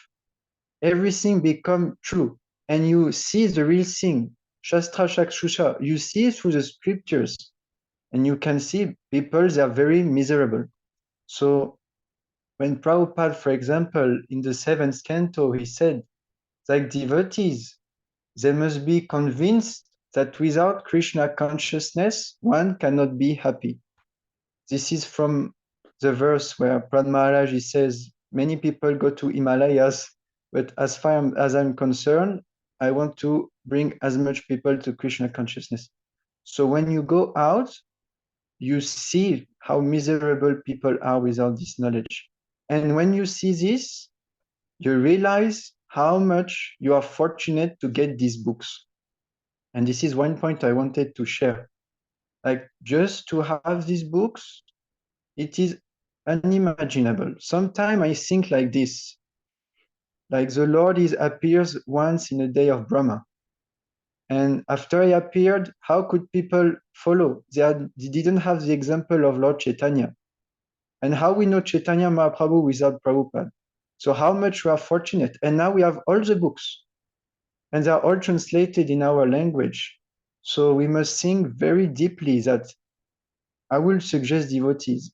This is one thing I realize. The only things I possess are the books of Prabhupada.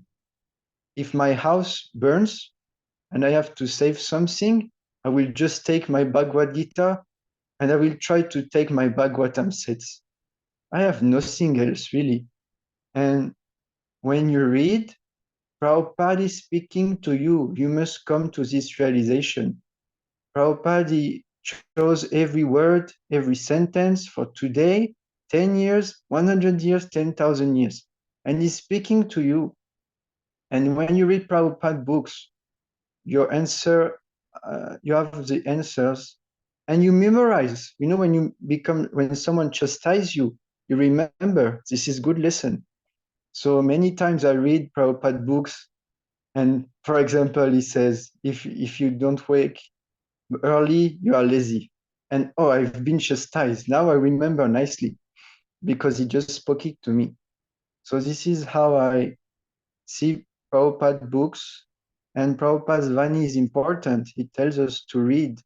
So by reading, you will get a taste. So I would suggest that you read every day, like Nimai Nitai Prabhu is said, to have a place for this. This is very true. I read always in the same room. And one thing also, books, it is nice if you put them in a clean place and you wash it every day, you know, you take off the dust with some things, you know, because they are sacred, they are deities, they are not different from Krishna. I remember when I first ordered the Srimad Bhagavatam, I didn't put the books in the right order because in my mind it didn't have the value. I didn't have knowledge how much valuable it is. So put the book, if you have physical books, put them nicely in order, you know. And yes, this is everything that comes in my mind. And one last thing about learning verses, this is how I do. I just, most Prabhupada lectures, 95% of the times, it goes to the basics. It doesn't go in Rasalila and this and that. So when we preach, we must like have the same mood of Prabhupada. And when in the books, Prabhupada, 99% of the books, life is suffering, we are not the body, we should not stop sense gratification. So I try to learn these verses, not the high topics. And because I am rascal number one, the thing I do is I repeat the verse until I know it. So, for example, the first verse I learned is Dehinosmi Nyata Dehe Komaram Yovanam Jara. So what I did, I just repeated the first line 100 times. Dehinosmi Nyata Dehe. Now I know in 50 years I won't be able to forget. When you repeat something, just like the Maha Mantra. So I would repeat the first line and then I will add, okay, Dehi Nosminyata Dehe, Komaram Yovanam Jara, and I will repeat. And then third line, then fourth line. And now I know it and I can repeat it. And when you give lectures, newcomers, it is very nice. So this is the things I wanted to say about reading, preaching, memorizing verse, etc. Hare Krishna. Hare Krishna. Thank you very much, Bhaktaja. It's very, very nice to hear you speak. Very enlightening. I very much appreciate the fact that you highlighted this purport 116, which is very true. That is a very important instruction. Like if we don't repeat that to others, that's not going to be manifesting in our heart. It's not going, the realization are not going to come. So I really like that you took that angle, because although the topic is how I study Prabhupada books, well, simply studying at home is not going to be enough. We have to try to somehow or other preach. And we can really see that you're a book distributor because you've got these strong realization. And I really like the point that you're saying that when you go outside, and that's a fact, because most of us just stay at home. It's a fact, we stay at home. It's easy to attend these lectures. You know, you're comfortable. You got your snacks next to you and all that. But if you go out, then you're in the battlefield. Then you're seeing these people that are there that are suffering, like you're saying. So thank you for bringing this point. And yeah, book distribution. I really like that you share those stories about the book distribution stories that you have. They're very much enlivening. And you're very fortunate because you've got this desire to be distributing Prabhupada books. So we should all take your example and try to do also the same thing, you know. So thank you very much to speak. We could have heard you speak longer, actually. Oh, Hare Thank Krishna. you, thank you, Haribol. Hare Krishna. So next in line, we'll hear Bhakta Vikash. So Bhakta Vikash, please come forward and speak up your realization. Hare Krishna.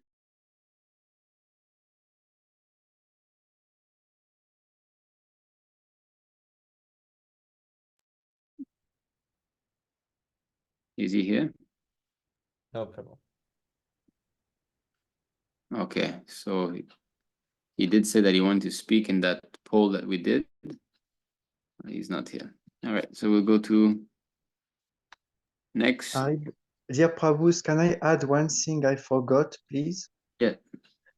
I will just tell you there is a very nice website I use to remember things and to know what did Prabhupada say about this specific topic.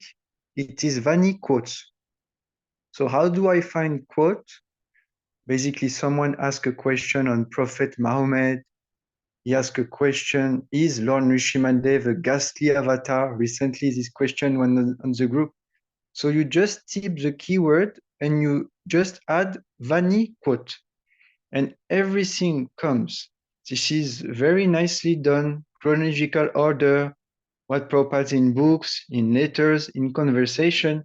So every time I use this, when I need to quickly find some reference, I type the keywords and then I add Vani quotes. Haribol. Hare Krishna, thank you. Yes, this Vani quote actually, and this Vanipedia, these devotees are doing such a great service. They're categorizing Prabhupada books in such a scholarly way, actually. And I think not many devotees are taking advantage of this. And that's another aspect that I don't think we'll have too much time to touch on today, is that how deep search engine can help to find quotes. For example, in this Vani quotes website, I know there's so many different ways that you can type in a query. If it's within brackets or within quotations, it's going to be the exact words. There's, you can type in a way that you can exclude some words. You can type in a way that, let's say, Krishna and fountainhead, and then you can type how many words in between can be there. It's very specific, and I think that it's useful to learn all these different queries, how to type them. In Vani quotes, it's there. I know that also in this the most common Veda base, there's also different types of way that you can search for things. And I saw Sami Prabhu just now. He doesn't even go type in the website itself. He just goes on Google and types SB116, right? And then it pops out immediately, and that's another very quick way to do also. Okay, so thank you again, Jad Prabhu. Hare Krishna. So next, we'd like to have Bhakta Renez speak. Am I pronouncing properly, Prabhu? Yes, Hare Krishna. Hare Krishna. Okay. When the time will be appropriate for call, I chant the Maha Mantra accompanied by kata, please.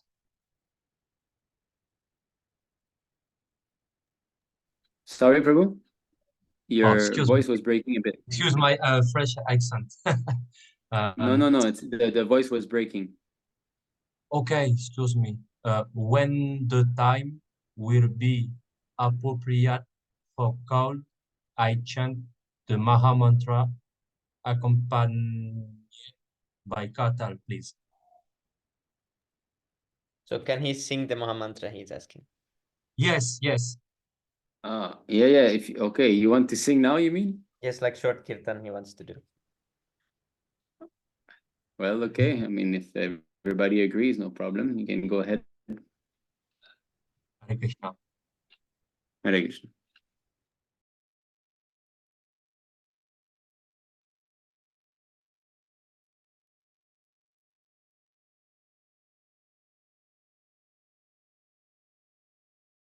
J'ai pas compris, je peux commencer? Oui, tu peux commencer, vas-y. Ah, excusez-moi, ok, yes.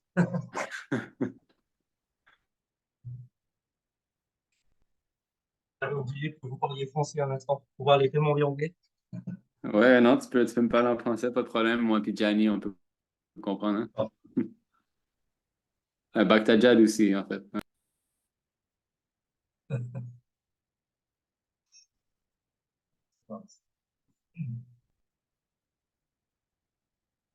Namahum Vishnu Padaya Krishna Prestaya Bhutare Shrimati Bhaktivedanta Swamini Iti Namine Namaste Sarasvati Deive Gauravani Pracharine Nirvishai Shasniya Avati Paskatya Vishatari Vanchakarpatarubhyacha Kripasindhubhyevacha Patitanam Pavanebhyo Vaishnavibhyo Namo Namaha. Jaya Shri Krishna Chaitanya Prabhu Nityananda Shri Advaita Gadadhara Srivasadi Gaura. Hare Krishna, Krishna Krishna, Hare Hare, Hare Rama, Rama Rama, Hare Hare, Hare Krishna, Krishna Krishna, Hare Hare, Hare Rama, Rama Rama, Hare Hare, Hare Krishna,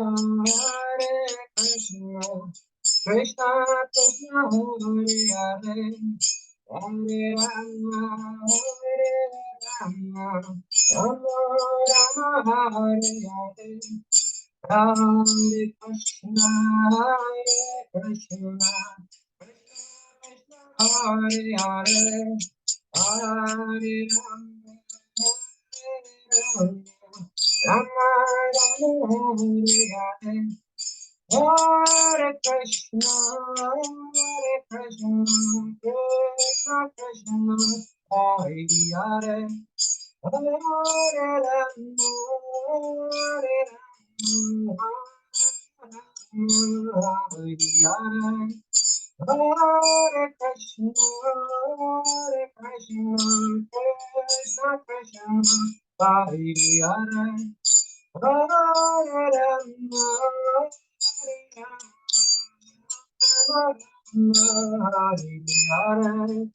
Hare Hare, Hare Krishna, Krishna Hare, Hare Rama, Hare Rama, Rama Rama, Hare Hare, Hare Krishna, Krishna Krishna, Hare Hare, Hare Rama, Hare Rama, Rama Rama, Hare Hare, Hare Krishna, Krishna Krishna, Krishna Hare Hare, Hare Rama, Hare Rama, Rama Rama, Hare Hare, Hare Krishna, Krishna Krishna, Krishna Hare Hare, Hare Rama, Hare Rama, Rama Rama, Hare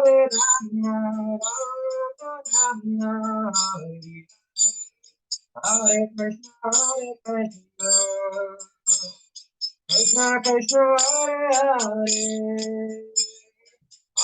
Rama, Rama Rama, Hare Hare, Hare Krishna, Krishna Krishna, Hare Hare, Hare Rama, Rama Rama, Hare Hare, Hare Krishna, Krishna Krishna, Hare Hare,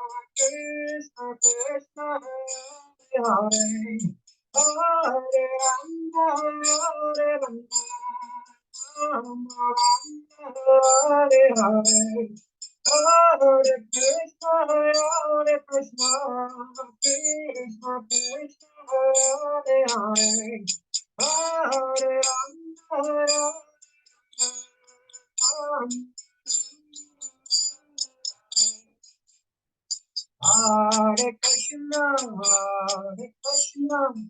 Krishna Krishna, Hare Hare, Hare Rama, Rama Rama, Hare Krishna, Krishna Krishna Krishna, Hare Hare, Hare Rama, Rama Rama, Hare Hare, Hare Krishna, Krishna Krishna Krishna, Hare Hare, Hare Rama, Hare Rama, Rama Rama, Hare Hare, Hare Krishna, Hare Krishna, Hare Rama, Hare Hare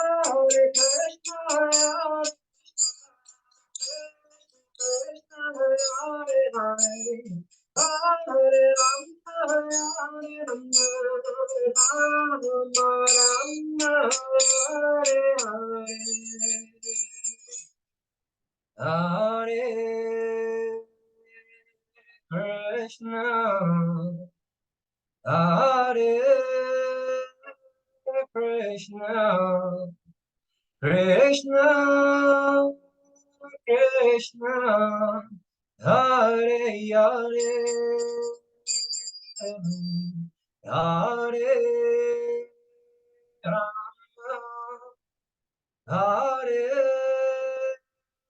Rama, Rama Rama, Hare Hare, Hare Krishna, Hare Krishna, Krishna Krishna, Hare Hare, Hare Rama, Hare Rama, Rama Rama, Hare Hare, Hare Krishna, Hare Krishna, Krishna Krishna, Hare Hare, Hare Rama, Hare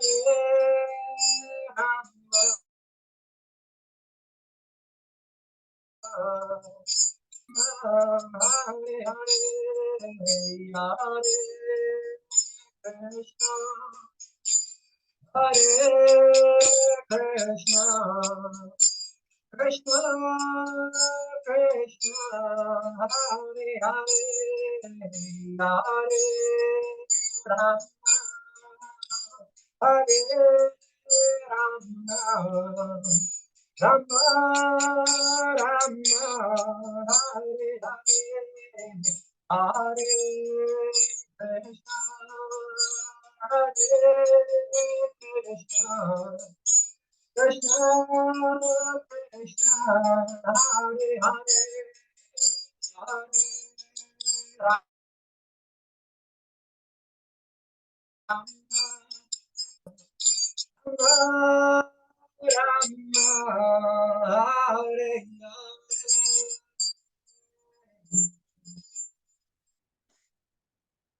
Tanya ki jai, Prabhupada ki jai, Nitai Borong Daki jai, Nitai Gora, Emanandi, Hari, Hari Bo. Ribo. Hare Krishna. Hare Hare. Thank you for your association. Thank you so Thank you much. very Haribo. much. And Jai Śrīla Prabhupāda. Jai Śrīla Prabhupāda. Est-ce que tu aimerais parler un peu? Tu aimerais un peu parler de tes réalisations? Oui, mais je sais pas trop quoi dire. Je peux traduire si tu veux, hein? Si tu te sens plus confortable en français, je peux traduire. D'accord. Ben, j'y vais au feeling alors. J'ai pas préparé, j'ai pas eu le temps aujourd'hui. Alors, Juste oui. quelques-unes de tes réalisations. Une de mes réalisations, je me rends compte que sans le Mahamantra, on n'est plus rien. Et So Prabhu realizes more and more that without the Mahamantra, we are nothing. Et je me suis rendu compte qu'il faut jamais s'arrêter de chanter parce qu'en fait, tout de suite, on est rattrapé par Maya, en fait, on est rattrapé par de l'énergie matérielle. Comme si qu'en fait, on a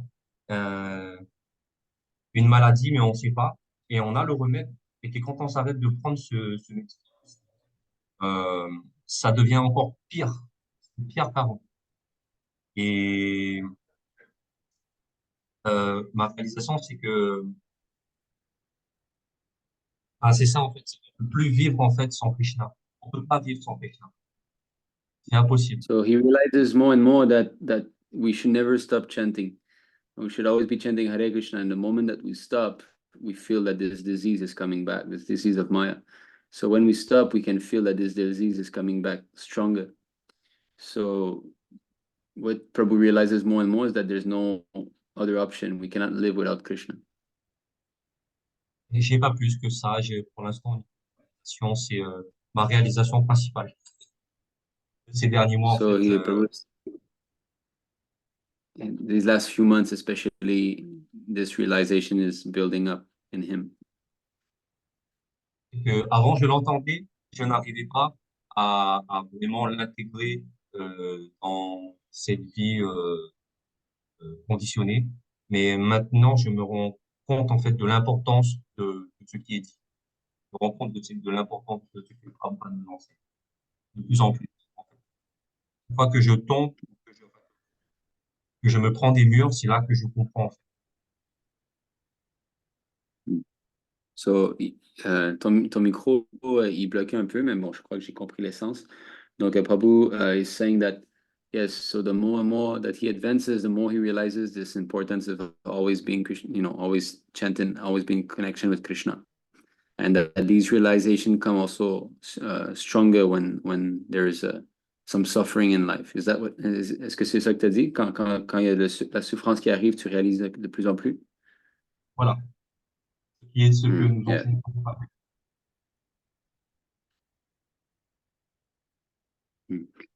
Désolé, ton micro, je crois, je sais pas si c'est le micro ou si c'est ma connexion, mais des fois, j'entends pas très clairement ce que tu dis. Non, c'est mon micro. OK. L'ordinateur, il est Est-ce là. que tu aimerais... D'accord. Est-ce que tu voudrais ajouter quelque chose d'autre? Non, Prabhu. Hare Krishna. Donc, merci beaucoup. Thank you very much.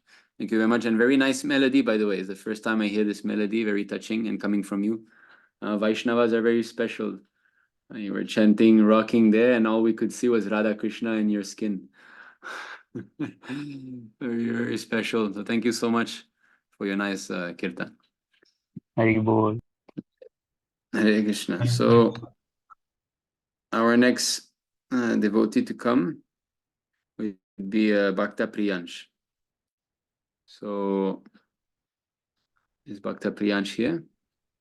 Hare Krishna Prabhu, please accept my full senses of Mr. Śrīla Prabhupāda.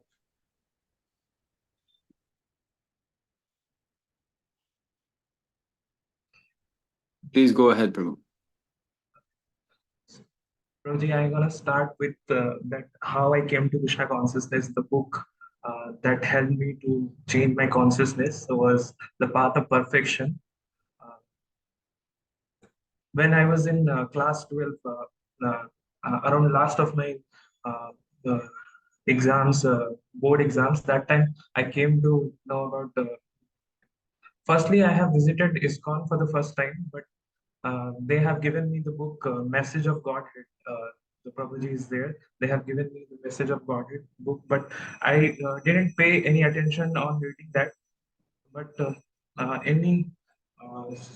I came across the videos of ISKCON like Amogila Prabhu and others. So after coming across those videos, I get interested about spirituality, then about knowing Śrīla Prabhupada books.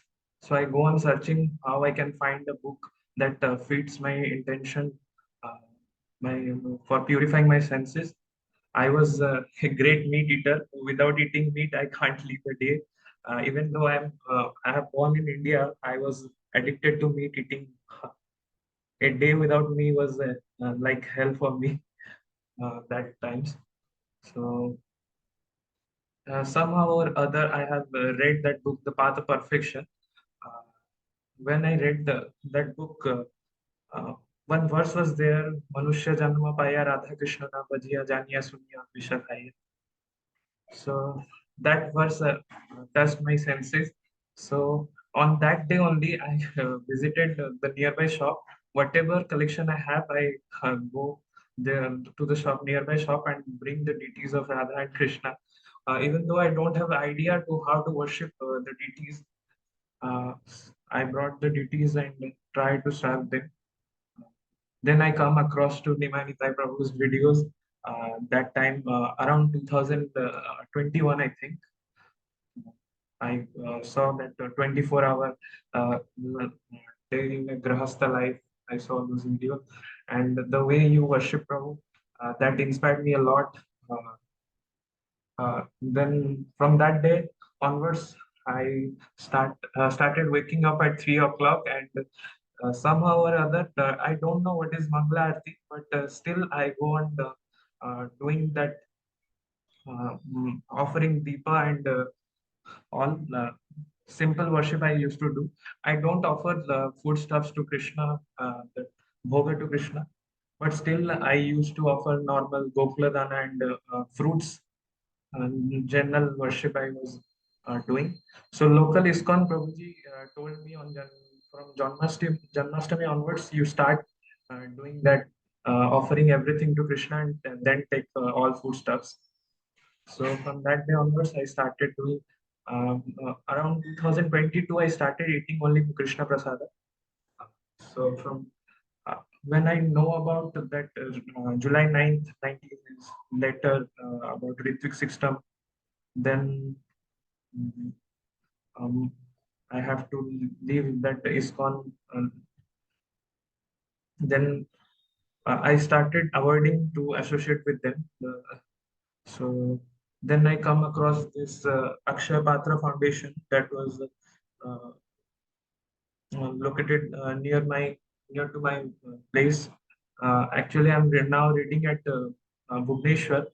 So here there is Akshay Patra. I came to know about that, and when I saw your video on Nimai Nitai Prabhu, that no compromise one video, so I actually, when I associated with them, I felt like they have a money-minded types mentality. They actually focuses on those who are those who have much money. They don't focus on preaching actually. So then somehow or other, I have come across the Vaishnava Sangha group, which inspires me a lot on reading books and chanting japa session. I usually get up early in the morning, 4:30. So Nimai Prabhu inspires also chanting in Jam. So, Prabhu, I want your guidance so that I keep my motivation to go on reading the books of Śrīla Prabhupāda and how I can make notes, because the enthusiasm I have from the beginning of my Krishna consciousness on writing down all the notes in the diary, but now because of less time and college pressure, I am unable to do that. I'm reading books, of course, edited ones. That I have Srimad Bhagavatam, and I'm continuing Srimad Bhagavatam third canto, but the Hindi one, that is also edited. So what can I do, Prabhu? So please, you can guide me. No, that is okay. If you do not have any other choice, I mean, if you are more comfortable reading Hindi, that's okay. All these books, they've made thousands and thousands of devotees. It's not because they've changed a couple of words here and there, or just grammatical thing, that they can block Prabhupada, you know? Prabhupada is that weak that is going to be blocked simply because you change some commas here and there. Don't worry about that. But you speak good English, no? If you want the original book, you can read the original English. That's not a problem. Right? Yes, Prabhu. I know English, but the thing is that I have brought the total set of Srimad Bhagavatam. So what? And then that's I okay. do No that. problem. You keep reading, Prabhu. These books are, you know, Krishna is there on every single page. Prabhupada is telling you surrender to Krishna. Material life is bad. They haven't changed the philosophy. The same thing is there. Prabhupada is still banging your head, you know, page after page about how you have to give up material life and surrender to the Lord. So it's not because they've done some little change. You see, the fact that they changed Prabhupada books is an offense. They have done that offense. But Krishna is not going to punish them who received those books on behalf of the person who committed the offense. They changed the books a little bit here and there, some words or some punctuation. They shouldn't have done that. So that's bad for their spiritual life. But those who come in touch with those books, the philosophy is still there. Every page is there. The verses are there, you know. Krishna is speaking, Prabhupada is speaking. And Bhagavatam, they haven't done that many changes actually. Bhagavad Gita, they've done a bit more, you know. Bhagavatam, not that many. And like specific changes, really like mean changes, trying to change the philosophy, they can be counted on one hand, I think, as far as I know. You know, there's a few of them, like introduction of a CC, you know. Then there's like what is it? There's but one purport in Bhagavatam.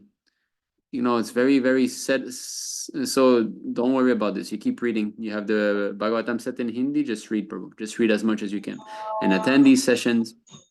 You know, and then Prabhu says, Sami Prabhu says 99% is untouched. I would add 0.9 to that. 99.9 is untouched. Yes.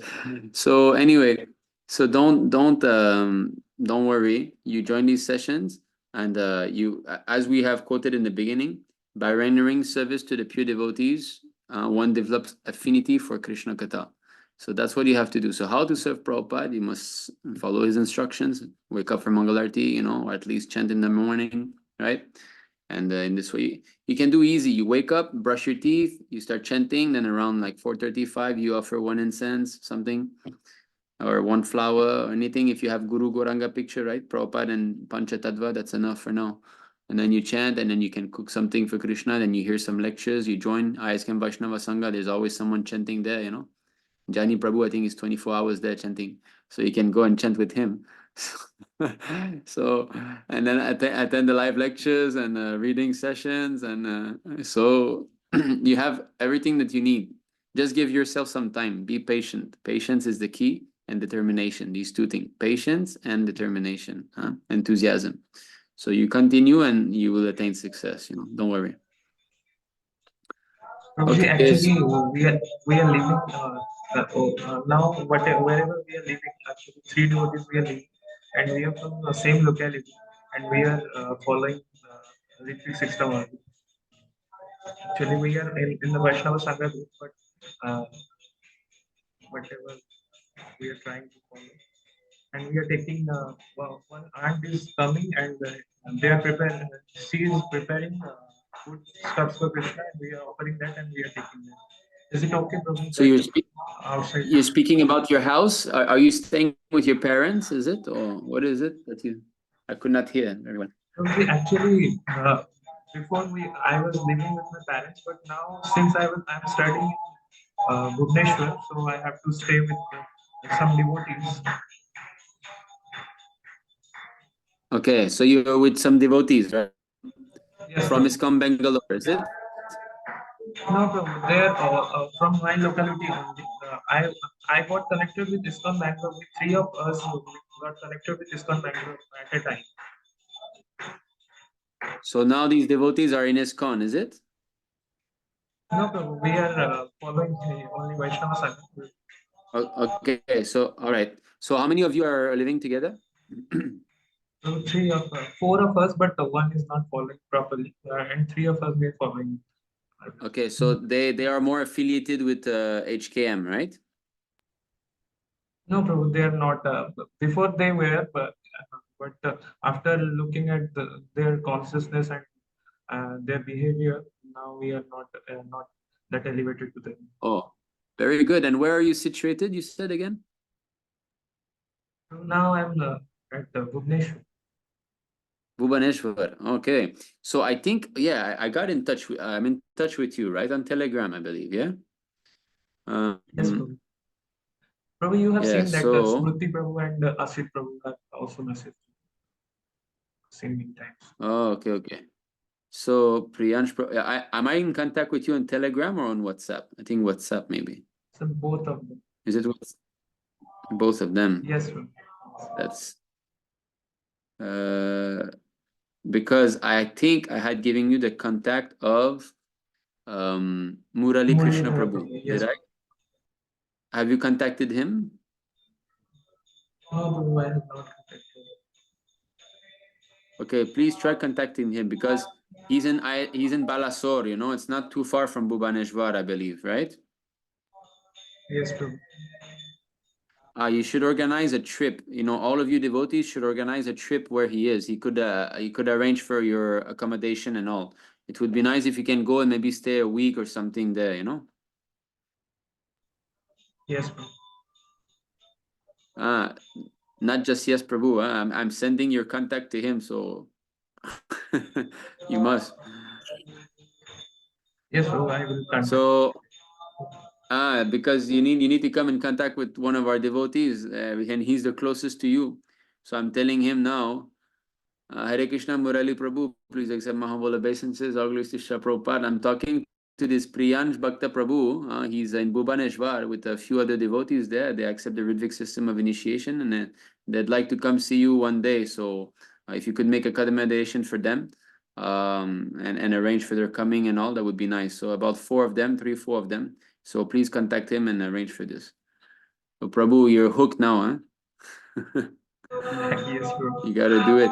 Yeah. So good. Happy to hear that you're seeing the difference between HKM and ISKM. Of course, nothing is stereotyped. At the moment, ISKM is pure because we keep it pure, but we have to see everything through the quality of the devotee. Krishna doesn't distinguish like Ritvik, non-Ritvik. Krishna says, Uttamadhikari, Madhyamadhikari, Kanishtadhikari. So these 3 divisions are there, and we have to see whom to associate with. And as you say, it's true that HKM is really much business-minded. They think like a business, like a company, try to raising funds more and more. Whereas ISKM is centered upon preaching. We don't have many temples, we don't have much money, but we have got the philosophy, we've got the preaching zeal, and that's what matters. No compromise. We have to show the philosophy as it is. So thank you so much for sharing your experience. So please take advantage of this ISKM Vaishnava Sangha group. Sami Prabhu conducts also reading sessions. How often are those reading sessions, Prabhu? Sami Prabhu? I try to do every day. Trying to do, every day. That's good. Yes, Prabhu. So maybe we can get also like a couple of days a week for like a shloka learning sessions. That'd be nice. I think I'll prepare, there's this 108 verse that I've shared just now, not long ago in the group. Yes, I think Prabhu. I'll boiling down maybe to 51. 51 important verses of the Bhagavad Gita. It's less imposing, and it's doable if every week, we gotta. So in this way, and we can do also, something I didn't talk about. There was one devotee, I forgot who had done that. So he used. I'll just pin my. Sorry, I'll pin my. Okay. So he uses this app here, which is called Brainscape. Do you know that? No. Okay, it's called Brainscape. You can make your own study courses. Okay, so what he did when I shared with him that document that I shared earlier, the 108 verses, he actually did a study course for that. So if you go here, you see you can study by chapter, or you can study the whole thing.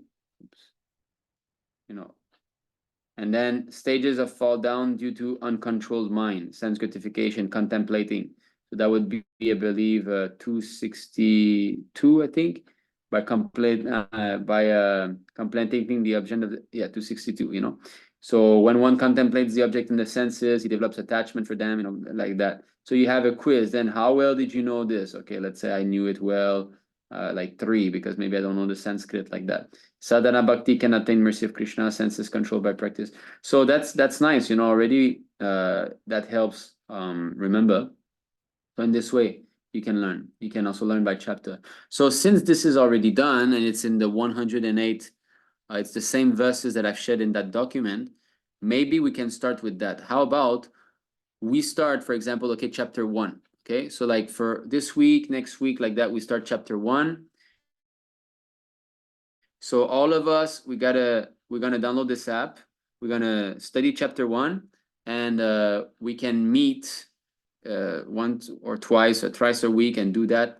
And maybe there can even be some tests. I believe maybe there's some we can create some tests or some competition or something, so that we can come and we'll make it like a game. Who can answer faster? Things like that. That may be an impetus, for us to learn. So, what do you think? Yes, Prabhu. Actually, So you can all this week similar thing was started by Prahlad Prabhu. Oh, you have it? You have an app like that? No, not an app, but he told us to start this local learning like this week, and every Sunday we will go 1 to 4 verses that everyone learns through the week from that book. He said from the beginning you start learning the verses, and you can decide if you want to do 1 to 5. If someone wants to do 5 verses, he can do like that, and then. So, have you started? Have you started to do that? This Sunday, Prabhu. Yeah, this Sunday it's This starting. Sunday. Okay. Well, it's in like that presentation style. Like they call up one member and then they say it like that. It's not the way that you're describing. Two totally different. But So we haven't done it.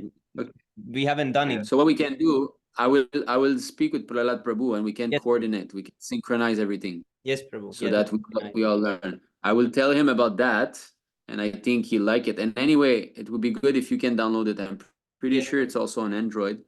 So look at the logo. It's called Brandscape. Okay, so try to download this. And chess is for my son, by the way, if you're wondering why I have chess on my phone. My son likes to play chess. So okay, Brainscape, and I can share this course with you later on. Okay, oh yeah, it was made by Ranchor Krishna Prabhu. He's the one who made it. Yeah. And share class for free. Yeah, I can share the class later on, you know. Share class, let me see how that works, huh? Share class. Anyway, we can do this later. Okay, anyone would like to speak? We're already 2 hours 20, but I guess we can keep going. Is anybody would like to speak? Okay, Prabhu, I just wanted to say, no, Prabhu, I don't have anything to say, but like I wanted to say that, also in the Ishtagoshtis, in Prahlad Prabhu's Ishtagoshti, now the format is like completely changed. Before it used to be like Q&A for like 3 hours, maybe 4 hours, and all of us used to ask questions. Now Prabhu said that, no, you all speak, I will hear. So it's like in the starting, there's Kirtan, then there is a small presentation. So we make a PPT about whichever topic we know. For example, I made one about life comes from life and quoted from Prabhupada. And then we make presentations, and then it's like a 15-minute description. Like we speak to the devotees like a presentation. And after that, we have a group discussion. So group discussion is like not one person presenting, but there'll be a common topic, and Prahlad Prabhu will be the moderator.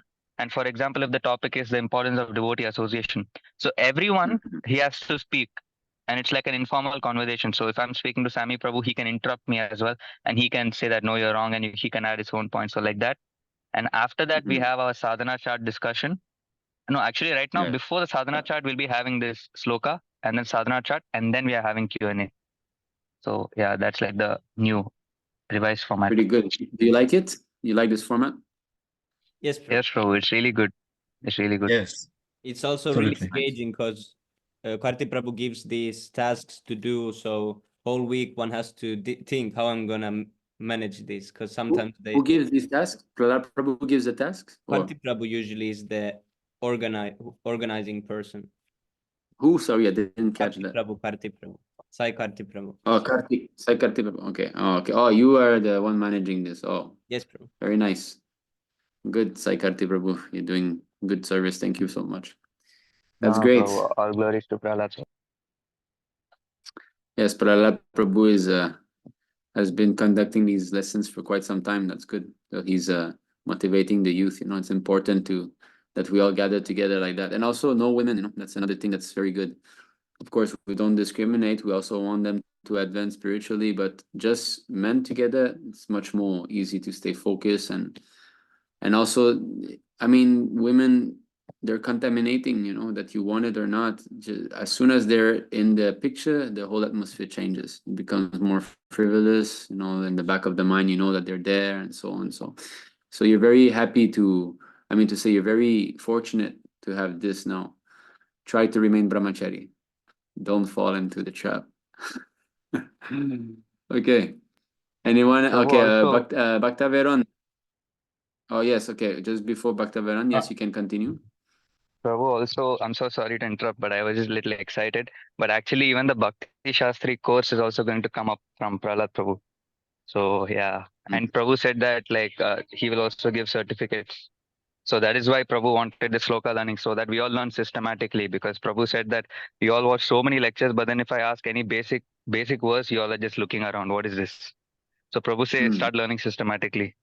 And the course will also come up soon. The thing, okay, then if you want to do Bhakti Shastri, then we cannot do this 108 shlokas, I think, because Bhakti Shastri shloka from Bhagavad Gita, I think it's around 50 also.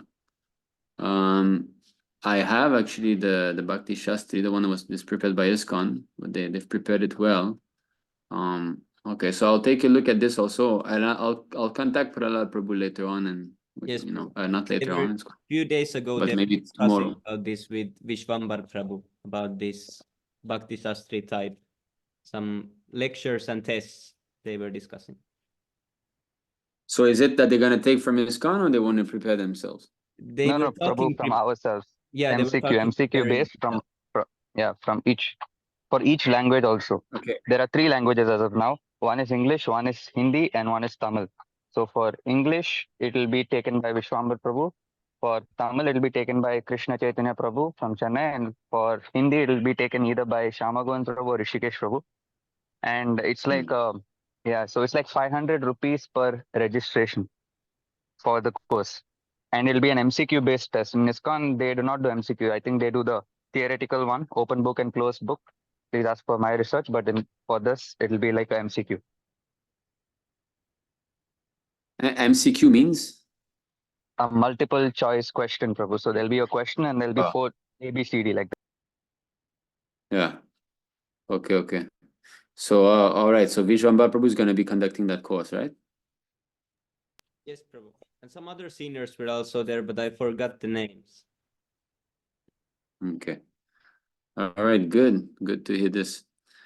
Okay, then if we have the list of verses that Prabhu is going to be giving, I don't know if he'll be basing on the ISKCON one, then at least we can start from this, and we can maybe create a course from that brainscape just for that, you know. We can make a Bhakti Sastri course with only those verses there, so that we can all start by learning them. That's nice. There's also, I'll speak with them. Do you know this Gaudiya Kantahara? Have you heard of that? Gaudiya Kantahara.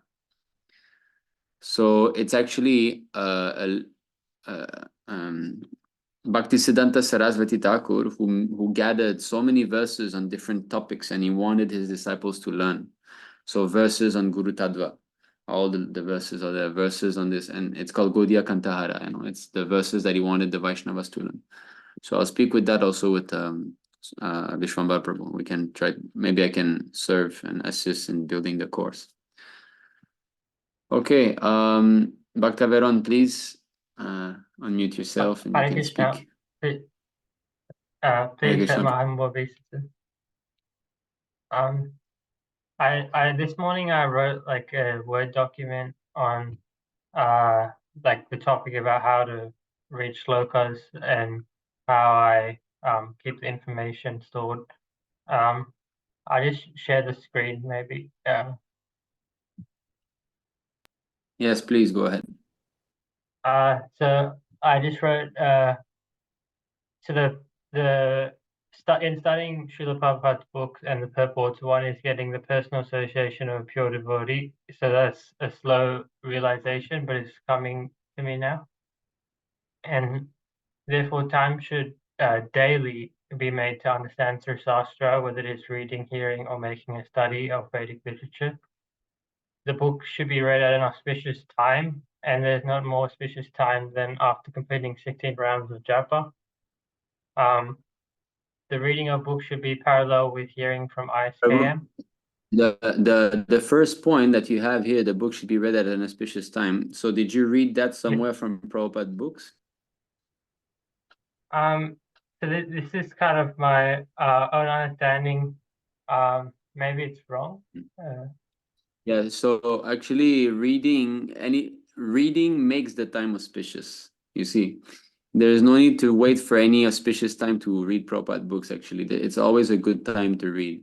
So it's not that necessarily after 16 rounds. That might be a bit discouraging, you know, that only after 16 rounds one should. So so this point, that's it. When we have these points, when we try to highlight how to read or something, we have to back up from Prabhupada's books. So how you began, it's all good. As you're saying, getting personal association of devotee of Krishna, that's very good. Read daily, that's very good. That's also very much according to Shastra. But this first point there, it's not very in line. So you can continue, and as you continue, we can discuss more. Yeah, and so the second part was that it should be paralleled with hearing from devotees from ISDM, and the book should be kept reverentially and not treated like mentally as an ordinary book. Like, because I actually been reading a lot of different books since I was like young to now. So like I think my mother called me a bookworm when I was a kid as well. And in order to remember quotes, one may use the Srimad Bhagavatam app and Bhagavad Gita app. So like I think there's some free apps that I use now. And then using Krishna Conscious Notebook to keep track of learning. So I'm not sure about the practice of writing as well. And then I just wrote some points maybe that so like the way I think in this lecture there was the example of assimilating knowledge, and like sometimes when we read it from the comfort of our own home, we try to fit it into our own particular worldview, like from a relativistic point of view. And like I just noted that could be a sign that our intelligence is working as the enemy and not for us. And that because in Bhagavad Gita 2.67 it's also stated that when we let one of the senses like get carried away, then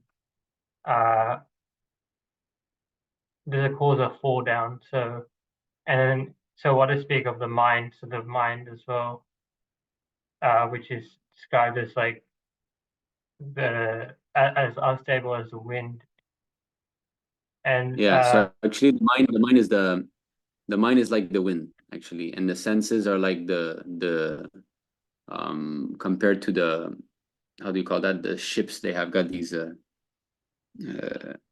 do you call it, the thing that sails. There's this verse, right? Even one of the roaming senses that the mind focuses on, gets carried away as the wind swept away, like so a boat on the water. So that means that the mind is the pushing force, So you focus on the tongue, you're thinking about the tongue, then you focus on the sense subject, and you develop attachment like that. So yes, it's both, because the senses and the mind are a bit both within one another. It says that the senses are grouped upon the mind. So, okay, thank you very much. Continue. And so I think one thing I noted is that the phenomenon of cultural assimilation. So like I was watching one of the videos of yours, and you gave the example of how like when the Muslim come to the country, they have like the hijab and everything as a cover dress, and then for devotees it can be kind of hard at the beginning to adopt the etiquette, Vaishnava etiquette, and like because maybe they don't know of it because of just coming new to Krishna consciousness, or that they might like because the world is becoming less and less God conscious, maybe they feel intimidated by their like atheistic environment, especially in the Western world. And some other quotes I noted was like, that's why it's so important, just to add on your point about this, the phenomenon of cultural assimilation, or in other words, trying to imitate another culture, is detrimental. There are two aspects which are detrimental in this respect: imitating the culture of ungodliness and becoming mentally attracted to such a culture. So this is why Asat Sanga Tyag is very important. And within that series that we had done, there's this no compromise, and this is why no compromising is so important, because no compromising makes sure that you protect yourself. It draws the line between you and them, whereas when you make compromise with their culture, you're actually associating with them. So why Prabhupada never compromised with this theory of equality of sex? Because actually it's to protect our devotees, our women and our men, because if you start to make compromise with this, then our women will become more and more loose, and then our men will fall, under their control more and more. So it's very true what you're saying here. And yeah, it's according to Shastra, we have to really give up this assimilation of the previous so-called culture that we had. And as you're saying, in the Western world, we are in a very different culture, and that's a fact. And it takes time, but it doesn't mean that we shouldn't endeavor to work our way towards that. Okay, please continue. So, and then I just wrote a point about adopting the culture of Varna Ashrama as administered by saintly king. So I only recently read the story about Dhruva Maharaj and how he basically the quote says that he exhausted his pious results by enjoyment, and by executing his duty as a saintly king, he was able to act as the father of everyone. That's what I understood. And then ultimately the problem is the entanglement of the Grihamedi household life for 99% of the population, probably. Household life as a whole, it's because material energy affects us the most is through women. When you are associated with women, then you are under the control of external energy. You must act in a specific way as to please the wife, and then there's sexual attraction, and then there's children. Just like you who don't have children now, you don't have strong objects of attachment. You're more or less free. Once you have a child, the child he's there. He's not gonna go away, So you have got this really, really strong object of attachment that is there in your life, and so that means you're entangled. You're attached to the material world much more. Of course, we try to make them devotees, so there's but still, it doesn't mean that the material attachment is gone just because they're devotees. It's there. So the whole idea of giving up the association of women that's the whole idea of Vedic culture, is to bring us free. Why it ends up in sannyas. You've got all of this, but at the end, one has to leave. So, as you're saying, give up this grihamedi. But even a grihasta, he has to give up at one point.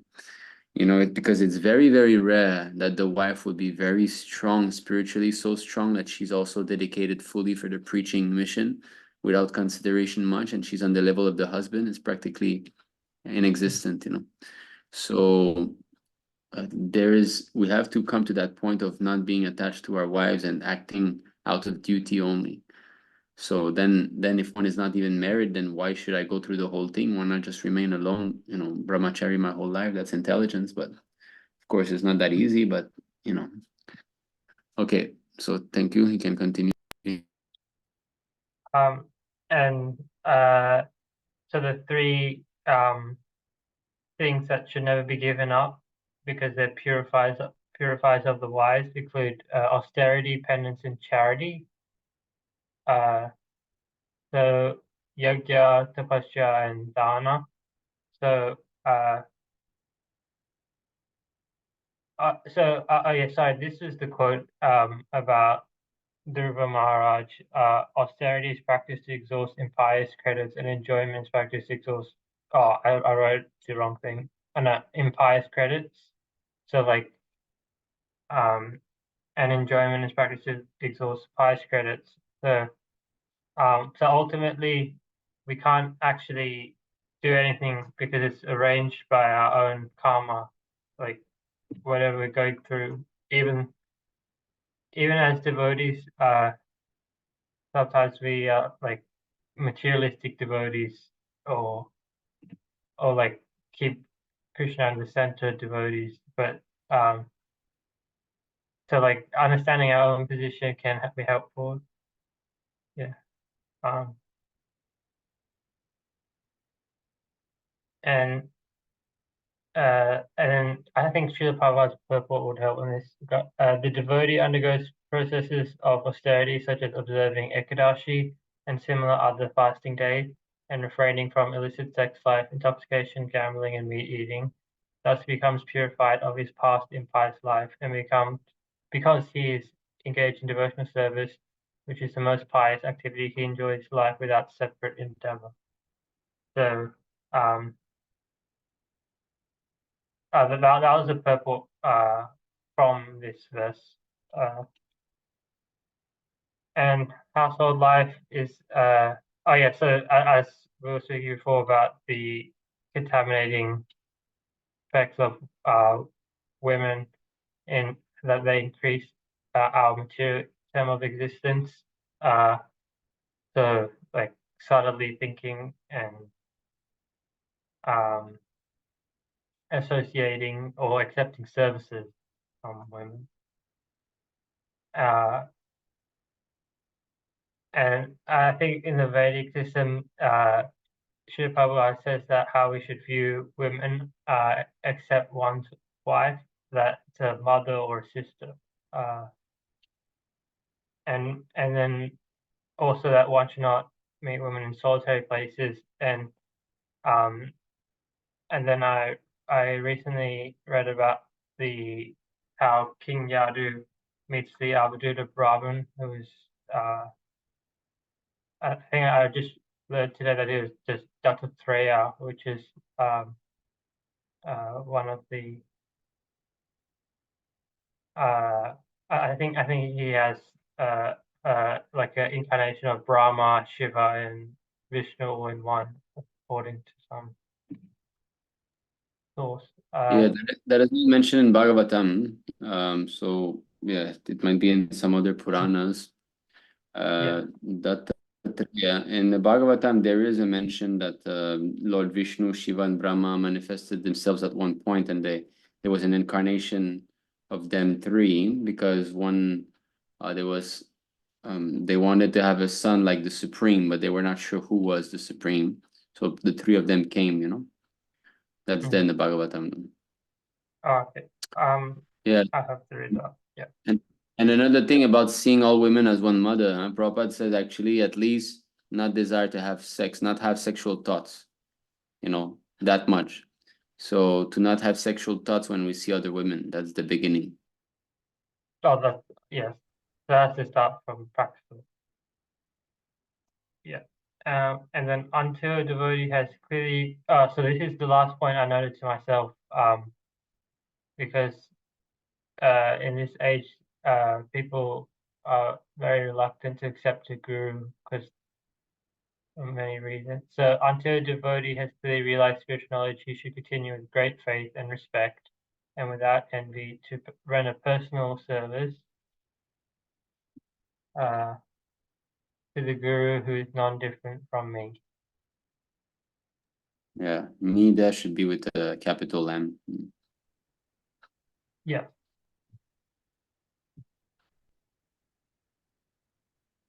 And I was just writing some notes about the this lecture. Today's meeting. Very good. I still got to write some.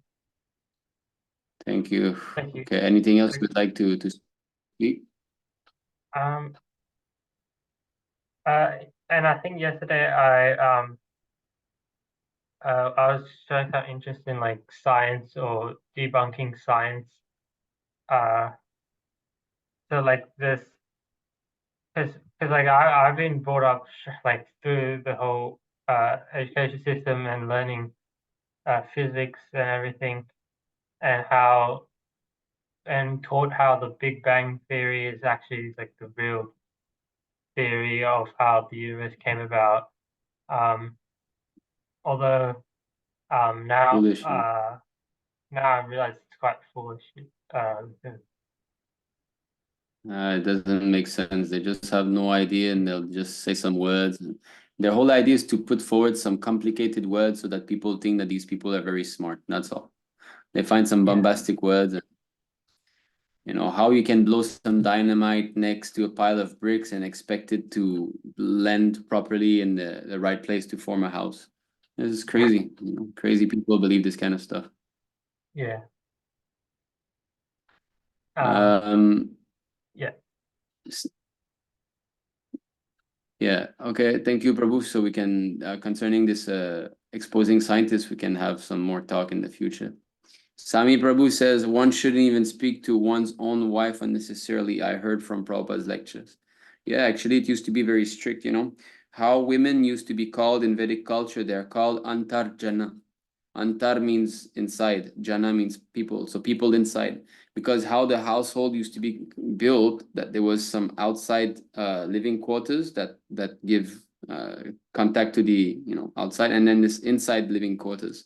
So the women were inside and the men were in the outskirts.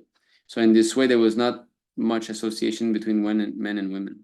And to tell you the truth, something that really helped me in my spiritual life is that I'm not sleeping with my wife for the past 6 years. Since she got pregnant of our first son, I'm not sleeping with her in the same room, you know, she sleeps separately.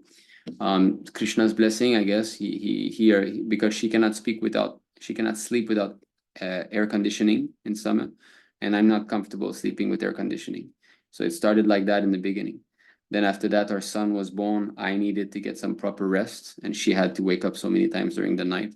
So I had to be separate like that, and it just went on. And so it helps, you know. So our relationship is more based on, it's more of a formal relationship. Although, of course, we have, you know, some dealings, husband and wife, but minimizing, you know, just like Bhaktivinoda Thakur say, you know, Vane tako grihe tako, whether you're in the forest or in the household, it doesn't matter. But you have to see the way he was living. His wife could not approach him anytime. There was some specific time during the day that she could come and speak to him or something. And he would go to bed, you know, after his court duty, he would go to bed around 6 or something. You know, right after court duty, he will come back and go to bed. That means practically there's no dealing with the family almost. And then he wakes up at midnight when everybody's sleeping. And then he starts to, you know, he writes his songs and everything. So you can see, so he minimized. The whole idea is to minimize. And I can feel it when I minimize the time with my wife, or when sometimes we have arguments or something and my attachment for this household life diminishes. I can feel that I make more progress, you know. So it's not that we don't like women, it's not like that, but they carry what is just keeping us in this material world. It's all about sex life. Hridaya Granthi, the knot within the heart is the opposite sex. That's all. So yes, and even joking, Prabhupada says we shouldn't even joke with women, you know. He quotes Chaitanya Mahaprabhu saying that only once he joked with his wife. That's all. Except for that, he had a very formal relationship. So how strict it is. So these things we have to realize and slowly mold our life in a way that we become more and more detached from women, you know. So that's it. Okay, thank you very much for speaking. Let me see what was shared. Bhaktajat is sharing some quote from Vani Quotes. I'm opening that. I don't know if other books by Śrīla Prabhupāda. A person who is constantly engaged in reading literature, enunciating the cultivation of Vaishnava devotional service, is always glorious in human society, and certainly Lord Krishna becomes pleased with him. That's from Nectar of Devotion, chapter 12. So this befits today's topic. Yeah, Jani Prabhu, it happened by chance. Okay. So Dimitri is commenting, actually the very word chance or accident doesn't exist. It cannot be described. As soon as you start describing it, it will lead to the cause. That means there's some origin of that chance. Yeah, very good point. chance doesn't exist. This is true. The closest thing that comes to a chance is inanimate objects, like you throw something and it lands somewhere. But even this, you've thrown it in a specific manner and so on. So chance doesn't, is their loophole. As soon as they don't know what they're talking about, they'll throw that word at you, chance. Or this is how it is. Anyway, we're going away from today's topic. Today's topic was about trying to be inspired. Any other devotee would like to speak before we wrap up? We're almost at 3 hours.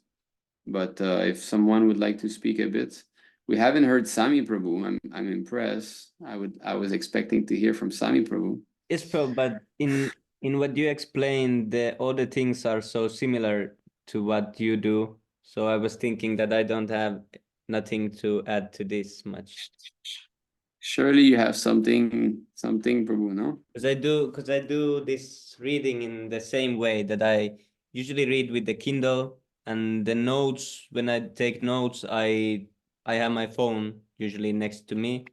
And then when I come to some reference, then I take it to the Apple Notes, and I just use the simple notes like that. I haven't yet used any like Notion. I haven't tried this yet because the Apple Notes has been enough.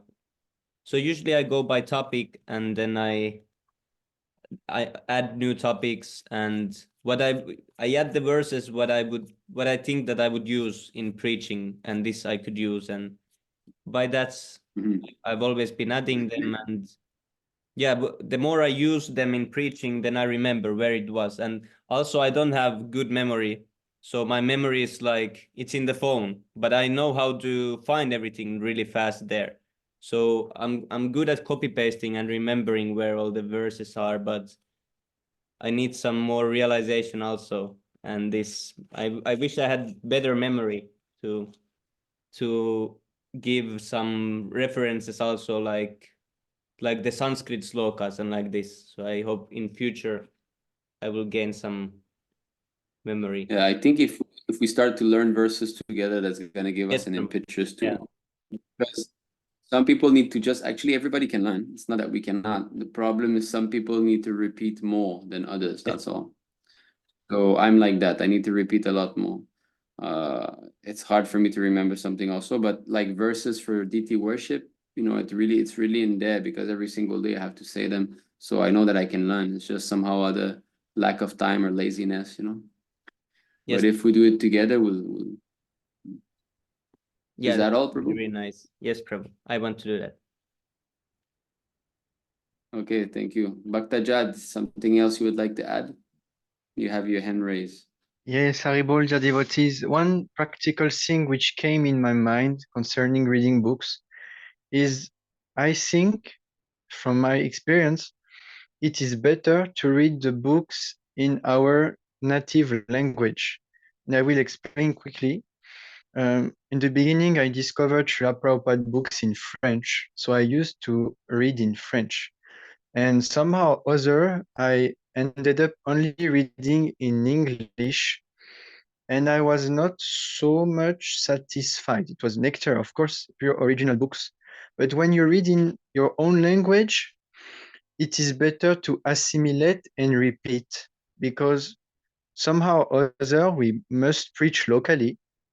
We want to see devotees in all countries. So I could see that when I would read in English and only hear in English lectures, then people would ask me question and I would think in English, and I would have a hard time to even translate or find the right word. So I started again reading in French, and it has become much nice to remember, to meditate, to assimilate, and to repeat. So that's one point I would like to say. Like, do not boycott the translated version if they are bona fide. That's one point I wanted to say. Hare Krishna. Thank you, Prabhu. Thank you. I think this applies, as you're saying, especially not necessarily in your own native language, but in your own preaching field. That's correct, because the specific words that the devotees have used for translating Prabhupada's original books are there. And you see, just like my native language is French, but I've been speaking English for 15 years now, and daily, you know. So practically speaking, my English now is almost my first language. I feel much more difficulty speaking in French now than in English, and especially if I preach about Krishna consciousness, because I did not read Prabhupada's books in French. So if I would have to give a French class, as you're saying, the words will not come, you know, because Prabhupada has got a specific set of vocabulary that he uses in his books. And everybody that reads his books very often is going to be preaching with that vocabulary. So if I would like to give a class in French, I don't know all these words. Most of them, of course, a lot of them is easy to translate. Transcendental, transcendental, all these words are there. But how does Prabhupada say something? How did the devotee translate in French? So according to one's own preaching field, I agree with you. Sami Prabhu, you read Prabhupada's books in English, right? Yes, Prabhu. Yeah, I haven't yet read the English version, but I should, because yeah. So I could maybe get, because sometimes they're translating the Finnish, as you said, because the vocabulary, it's really hard sometimes to preach in Finnish language. To me, it sounds too much like some Christian, like they preach. It's really like the words are like old Finnish. It's like really old Finnish. So it sounds funny to me. thank you. Well, you see, Alibol. Yes. Alibol. Hare Krishna. Yes. Vous m'entendez mieux comme ça? Oui, oui, c'est beaucoup plus clair comme ça, oui. Je viens d'acheter un micro. Tu viens de sortir, là, t'as couru, là. Oui, à l'instant. C'est mieux comme ça. He just went to buy a microphone, he says, so we can hear him much clearer now. J'arrive pas à bouler plier l'écran. Yes, that's nice. Oui, that is much clearer. Ta voix est beaucoup plus claire comme ça, donc bon achat. Alibol. Hare Krishna. Okay, anyone else would like to add something else before we wrap up? Hare Krishna, Prabhu. Hare Krishna, Prabhu. Please accept number with Hare Krishna, Vivek Prabhu. Jai Shri Prabhupada. Vivek Prabhu, Dana Panam. Jai Shri Prabhupada, Vivek Prabhu. Thank you so much, Prabhu, for Would your... Would you like to add something, Vivek Prabhu? No, Prabhu. I will say like my daily routine of devotion service. From the association of Vaishnava Sangha, by chanting and reading books, and by Stugeshti, we can daily like Prahlad Prabhu do weekly ones, and other auspicious days, pastimes, pastime narrations are there. Those were very nice, Prabhu, from association of yours mercy. I am trying to chant chant 16 tones before 7, like that. And from your YouTube channels also, like YouTube videos, lectures are very good too. I am inspired so much. And Gnani Prabhu, and also very inspired for me for chanting. And Swami Prabhu also my mentor in the group, so he also helped so much. And all Prabhus are very enthusiastic. I am very happy to be in this association. Thanks so much. Hare Krishna. Thank you so much. Thank you so much for your kind words. Hare Krishna. Jai Shri Prabhupada. So, Haribol, I think that's it. So this was a very nice session. Thank you so much. It's nice to show what I was looking at while having the session. We got this map of the world here.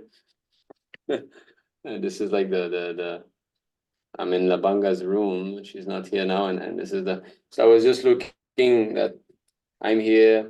We got a couple of our bhaktas that are here. We've got Manu Prabhu, who's here in the Philippines. And we got Sami Prabhu here. Where are you exactly, Dimitri Prabhu? He's there. Which city? Near which one? Near Moscow? Moscow, Near Prabhu. Moscow? Near Moscow, yeah. Yeah, somewhere here. Then who else? We've got France here. Then another France. I don't know why they call it France. It's so far. Reunion Island. So this is where That's like Jani Prabhu is. So now we know where you are, Prabhu. La Réunion, il est là. Near Madagascar. I'm here. Yeah, yeah, you're there. La Réunion, il est là. Yes, Réunion. So you see, international, but we're together, right? Prabhu, I have a Okay, question. Prabhu, Can I thank you ask? so much. Parti Prabhu has question. Okay, is it on today's topic? Okay, you can go ahead quickly. Go No, ahead. Prabhu, but it's not on today's topic though. Is it okay? Yes, but we'll answer it quite fast, I think. Go ahead. Yes, Prabhu. Prabhu, like, can you make a prediction on what coming soon? Prediction. Yes, Prabhu. About what's happening with the world, you mean? Yes, Prabhu. Like Prabhupada said, war will come soon, right? So I'm kind of excited for that. So can you just give some more context and tell You're when it will come? excited. Yes, Prabhu. You're excited for what? You bought your popcorn, is it? No, Prabhu. Like when I was young, I used to play all these video games, so my brain is little oriented like that. Yeah, but war is not nice, you know. Even in the Mahabharata, they said that war, everybody loses. There's different means of diplomacy, you know. War is the last one, but war means everybody loses. There's nobody that wins. So it's not a nice thing, you know. So many people are gonna suffer. And yeah, it's coming. Prabhupada says it's gonna happen. So what else can I add to this? It's on the way, right? We see everything boiling. The war in Ukraine, everybody's so-called supporting Ukraine. Now this Ukrainian president is dragging everybody into the mess, you know. America, now China. Here, I just hear Labanga Mataji. Now the news, it's all about war. So why China has got controlled news? It's not free, okay? And so why the government is pushing these news about war? It means somehow they're pushing it. They're trying to get their people ready about the idea. Yes. They want to invade Taiwan, you know, they want to get Taiwan. And then, I mean, it's gonna blow. Definitely it's gonna blow. Prabhupada says Russia and America are gonna be the two big players that are gonna be against one another. So Russia is gonna fight America. And then India, Pakistan. The day that you see a war starting against India and Pakistan, you can know that it's really on the verge of starting, because that's how Prabhupada says it would start. India and Pakistan. They are trying to start the war from there. It's not that really India and Pakistan are gonna be, but you know, America and Russia, they're gonna be somehow starting the war like that. And the first one who drops the bomb is gonna win, Prabhupada says. So they're gonna be this nuclear bomb is gonna be killing, you know, millions of people, and we're gonna see that in our social media. Everybody's gonna, and then people are gonna be really confused and lost, completely lost. You know, they're gonna see their world that they're used to being destroyed, and we're gonna see it. When Hiroshima and Nagasaki occurred, there was no footage. There was only some headlines and some newspaper. It's not very grasping, you know. But now everybody's got this in their pocket. So they're gonna be filming the thing. So you're gonna be seeing these footages on the internet. Everybody's gonna see people suffering and these bombs explode. So that's it, Prabhu. It's coming. When? I don't know. I don't know when. Isn't it you who had asked me the same question some time ago? Yes, Prabhu. Yes, Prabhu. But like, Yes. yes, Prabhu. You're very focused on that, huh? I mean, Yes, the Prabhu. way that Prabhupada wanted us to prepare, of course, the best is to chant Hare Krishna. But when it comes to like lifestyle, it was farm, you know, farm living, simple living, high thinking, be self-sufficient. Prabhupada knew how the state of the world would turn. So when you're in the farm and you don't depend on anybody else, you don't suffer. You know, like our farm in Malaysia, Prabhu, like during the COVID, Vrindavan Prabhu that was staying there, he didn't feel COVID at all. because everything was happening in the city and he was in the farm, you know. So simple living, having a farm, having cows, self-sufficient, that's really the way to get freed from all this mess. That city life is a mess, you know. So anyway, Prabhu, you know, don't bother yourself too much about this war thing. Just get yourself ready for it. And that become more strong in your Krishna consciousness, more serious.